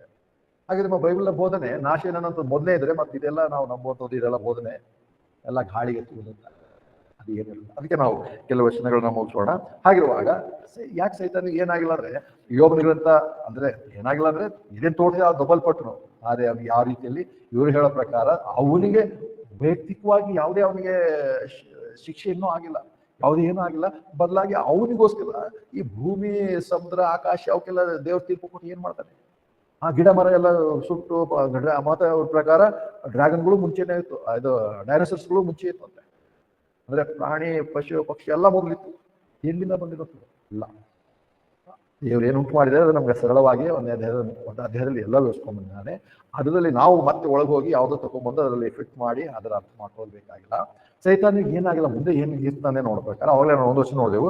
ಯೋಬ 2:1 ಎಲ್ಲರೂ ನೋಡಿದೆವು. ಏನಂದ್ರೆ ಆತನು ಪ್ರತಿ ದಿವಸ ಅಥವಾ ಅಲ್ಲಿ ನೋಡುವಾಗ ಒಂದೊಂದು ದಿವಸ ಆತನು ಹೀಗೆ ದೇವ್ರ ಬಳಿಗೆ ಹೋದಾಗ ದೇವಪುತ್ರರೊಂದಿಗೆ ಕಾಣಿಸ್ಕೊಂಡ. ದೇವ್ರು ಏನೋ ಶಿಕ್ಷೆ ಕೊಟ್ಟು ಅವನಿಗೆ ನೀನು ಬರಲೇಬೇಡ, ನೀನು ಹೋಗಿ ಅಲ್ಲೇ ಇರು ಏನೋ ಹಂಗೆ ಹೇಳ್ಬೇಕಾಗಿತ್ತು. ಇಲ್ಲ, ಅವನಿನ್ನೂ ಅದೇ ರೀತಿಯಾಗಿ ದೇವರು ಅವನಿಗೆ ಇನ್ನೂ ಅವಕಾಶ ಕೊಟ್ಟಿದ್ದಾನೆ. ಅವಕಾಶ ಕೊಟ್ಟರಾಗ ತೀರ್ಪು ಅಂತ ಹೇಳಿ ಯಾವ ರೀತಿ ನೋಡೋಣ. ತೀರ್ಪಾಗಿದೆ ಒಂದೇ ದೇವವಾಕ್ಯದಲ್ಲಿ, ಎಜ್ಕೇಲ ಮತ್ತು ಯೆಶಾಯ ನೋಡ ಪ್ರಕಾರ. ಏನೇನ್ ತೋಟದಲ್ಲಿ ನೀನಿದ್ದಿ, ದೇವರ ಸಮಕ್ಷಮದಲ್ಲಿ ನೀನಿದ್ದಿ, ದೇವರ ಸನ್ನಿಧಾನದಲ್ಲಿ ಇನ್ನೂ ಇಂಥ ಉನ್ನತವಾದಂಥ ಸ್ಥಾನದಲ್ಲಿ ಸ್ಥಾನಮಾನಗಳನ್ನು ಹೊಂದಿದ್ದಿ. ಆದ್ರೆ ಅದೇ ವಾಕ್ಯಗಳು ಹೇಳೋ ಪ್ರಕಾರ ನೀನು ಭೂಮಿಗೆ ದೊಬ್ಬಲ್ಪಟ್ಟಿದ್ದಿ, ನೀನು ತೆಗೆಯುವಂಥ ಸ್ಥಾನಮಾನ ಯೋಗ್ಯತೆಯನ್ನು ಕಳೆದುಕೊಂಡಿದ್ದಿ. ಅದು ತೀರ್ಪಾಗಿದೆ. ಆದ್ರೆ ಆತನು ದೇವರ ಬಳಿಗೆ ಹೋಗುವಂತ ಇನ್ನೂ ಕಳ್ಕೊಂಡಿಲ್ಲ. ಇನ್ನೂ ಏನಂದ್ರೆ ಡೈಲಿ ಆತನು ಹೋಗ್ತಾನೇ ಇದ್ದಾನೆ. ಲೂಕ 22:31 ನೋಡ್ತೇವೆ. ಲೂಕ 22:31. ಲೂಕ 22:31. ಮತ್ತು ಕರ್ತನು ಸೀಮೋನನೇ, ಇಗೋ ಸೈತಾನ ನಿಮ್ಮನ್ನು ಗೋರಿಯಂತೆ ಒನೆಯಬೇಕೆಂದು ಅಪೇಕ್ಷೆ ಪಟ್ಟಿದ್ದಾನೆ. ಆದರೆ ನಿನ್ನ ನಂಬಿಕೆ ಕುಂದಿ ಹೋಗದಂತೆ ನಾನು ನಿನಗೋಸ್ಕರ ಬೇಡಿಕೊಂಡಿದ್ದೇನೆ, ಮತ್ತು ನೀನು ತಿರಿಕೊಂಡ ಮೇಲೆ ನಿನ್ನ ಸಹೋದರನ್ನು ಬಲಪಡಿಸು ಎಂದು ಹೇಳು. ನೋಡ್ತೇವೆ ಯೋಬನ ಗ್ರಂಥ ಆದ ತಕ್ಷಣ ಯೋಬನ ಗ್ರಂಥ ಬಹಳ ಹಳೆಯದು, ಅವಾಗ ಏನೋ ಆಗಿರ್ಬೋದು. ಆದ್ರೆ ಇವತ್ತು ಏನ್ ಮಾಡ್ತಾರೆ ಅಂದ್ರೆ ಸ್ವತಃ ಅಲ್ಲಿ ನೋಡ್ತೇವೆ ದೇವರ ಬಳಿಗೆ ಹೋಗಿ ಪೇತ್ರನ ಬಗ್ಗೆ, ಸೀಮೋನನ ಬಗ್ಗೆ ಪರ್ಮಿಷನ್ ಕೇಳ್ತಿದ್ದಾರೆ. ಅಂದ್ರೆ ಅವನಿಗೆ ದೇವರ ಹತ್ರ ಹೋಗೋದಕ್ಕೆ ಎಷ್ಟು ಅವಕಾಶ ಇದೆ. ದೇವರ ಹತ್ರ ಹೋಗೋದಕ್ಕೆ ಅವಕಾಶ ಅಷ್ಟೇ ಅಲ್ಲ, ಆತನು ಸೆಲೆಕ್ಟ್ ಮಾಡಿ ಇಂತಿಂತವ್ರಿಗೋಸ್ಕರ ಅದನ್ನ ಕೇಳ್ತಿದ್ದಾನೆ, ಇಂತಿಂತದ್ದು ಮಾಡ್ಬೇಕಂತ. ಹೌದು, ಅಂದ್ರೆ ಮೊದಲಾಗೇನು ಪರ್ಮಿಷನ್ ಕೇಳ್ತಾನೆ. ಅನುಮತಿ ಕೊಡೋಂಥವ್ನು ಕೊಡದಿರೋಂಥ ದೇವರು ಮಾತ್ರವೇ. ಸೈತಾನ್ ಮತ್ತೆ ಇನ್ನೊಂದು ಹೇಳ್ತಾನೆ, ಸೈತಾನ ಇನ್ನೆಲ್ಲಿದ್ದಿಲ್ಲ, ನಾನು ಭೂಮಿಯಲ್ಲಿ ಇಲ್ಲಿಂದ ತಿರುಗಾಡ್ತೈತೆ. ನಾನು ಓಡಾಡ್ತಾನೆ, ಒಂದ್ ಸಮಯಕ್ಕೆ ಒಂದೇ ಕಡೆ ಇರ್ತಾನೆ, ಎಲ್ಲಾ ಕಡೆ ಒಂದೇ ಸಮಯದಲ್ಲಿ ಇರೋತಾನಲ್ಲ. ಅದಕ್ಕೆ ಸೈತಾನ್ ಅವಲೇ ಅದ. ಸೈತಾನ ಇಲ್ಲ ಅಂತ ಕೇಳಿದ್ರೆ ಸೈತಾನ ಬಹಳ ದುಡ್ಡು ಮಾಡಿ ಸೈತಾನ ಎಲ್ಲಾ ಕಡೆ ಇದ್ದಾನೆ, ಎಲ್ಲಾ ನೋಡ್ತಿದ್ದಾನೆ. ಹಾಗೆ ಇಲ್ಲದಿರೋದು ನಂಬಿ ಸೈತಾನ ದೊಡ್ಡ ಸ್ಥಾನ ಕೊಡೋದಿಲ್ಲ.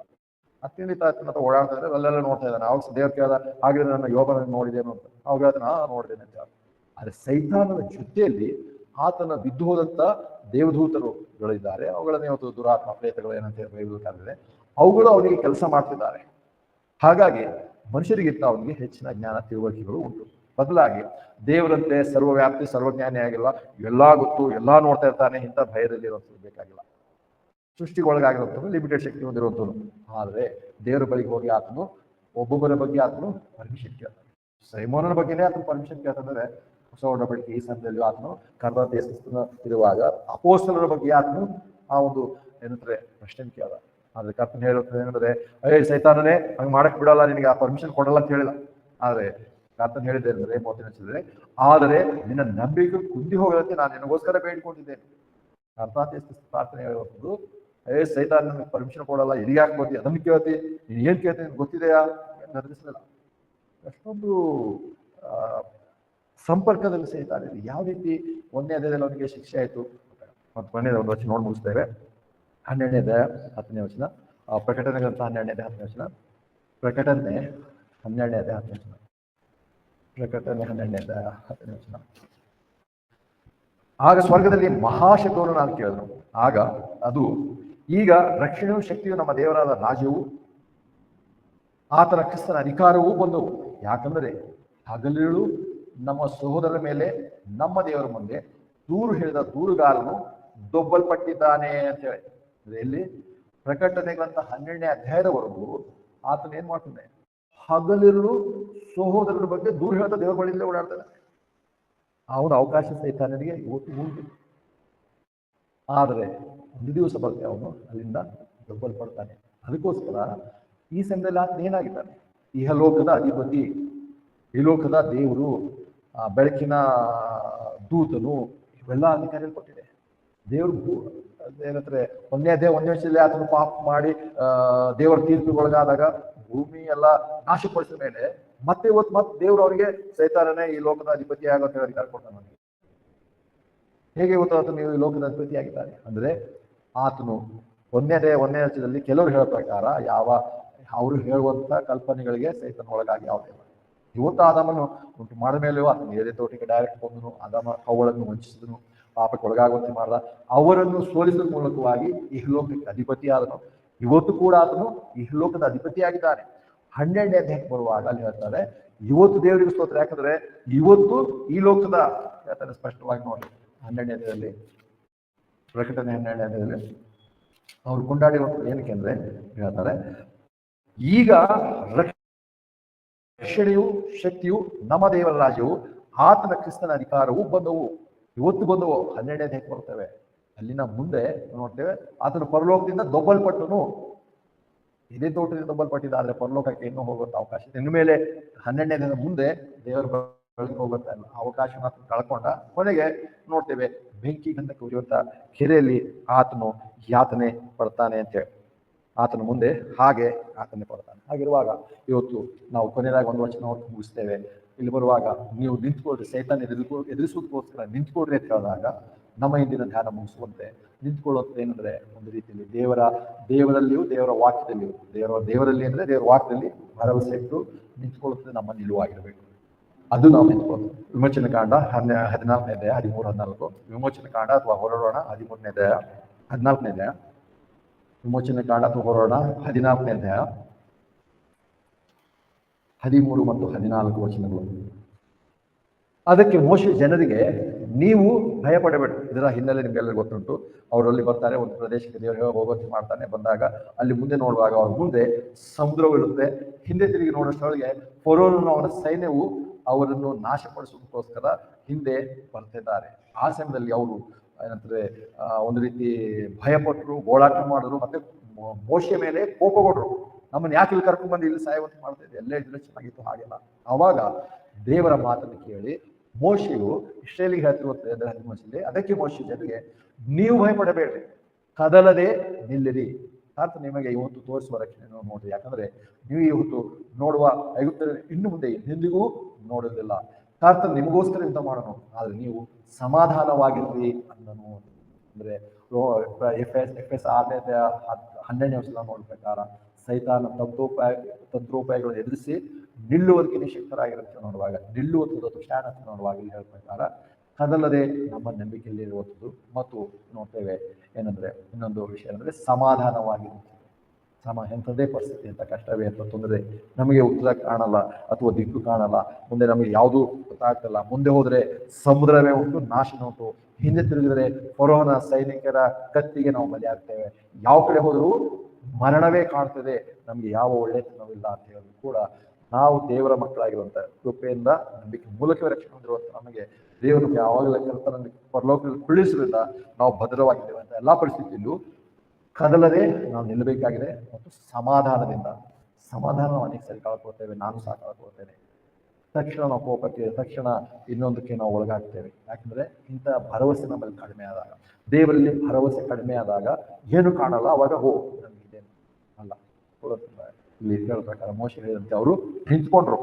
ಮೊದಲಾಗಿ ಕದಲೇ ನಿಲ್ಲಿರಿ ಮತ್ತು ಸಮಾಧಾನವಾಗಿದೆ. ಆವಾಗ ದೇವರ ಹೇಳ್ತಾನೆ, ಮುಂದೆ ನಿಮಗೆ ದಾರಿ ತೋರಿಸ್ತೇನೆ. ದೇವರು ನಮಗೂ ಹಾಗೆ ಮಾಡೋ ಶಕ್ತನಾಗಿದ್ದಾನೆ. ದೇವರು ನಾವಿದು ನೋಡೋಣ, ಪ್ರಾರ್ಥನೆ ಮಾಡೋಣ. ನಾವು ಪಶುನಾಥ ತಂದೆ ಅಂತ ನಿನ್ನ ಕೃಪೆಯಿಂದ ನಾವು ಸೇರಿ ನಿನ್ನ ವಾಕ್ಯಗಳ ಕೆಲವು ವಿಷಯಗಳನ್ನು ಅರ್ಥ ಮಾಡ್ಕೊಂಡು ಸಹಾಯ ಮಾಡಿದ್ದೀವಿ. ವಾಕ್ಯ ಸ್ತೋತ್ರ.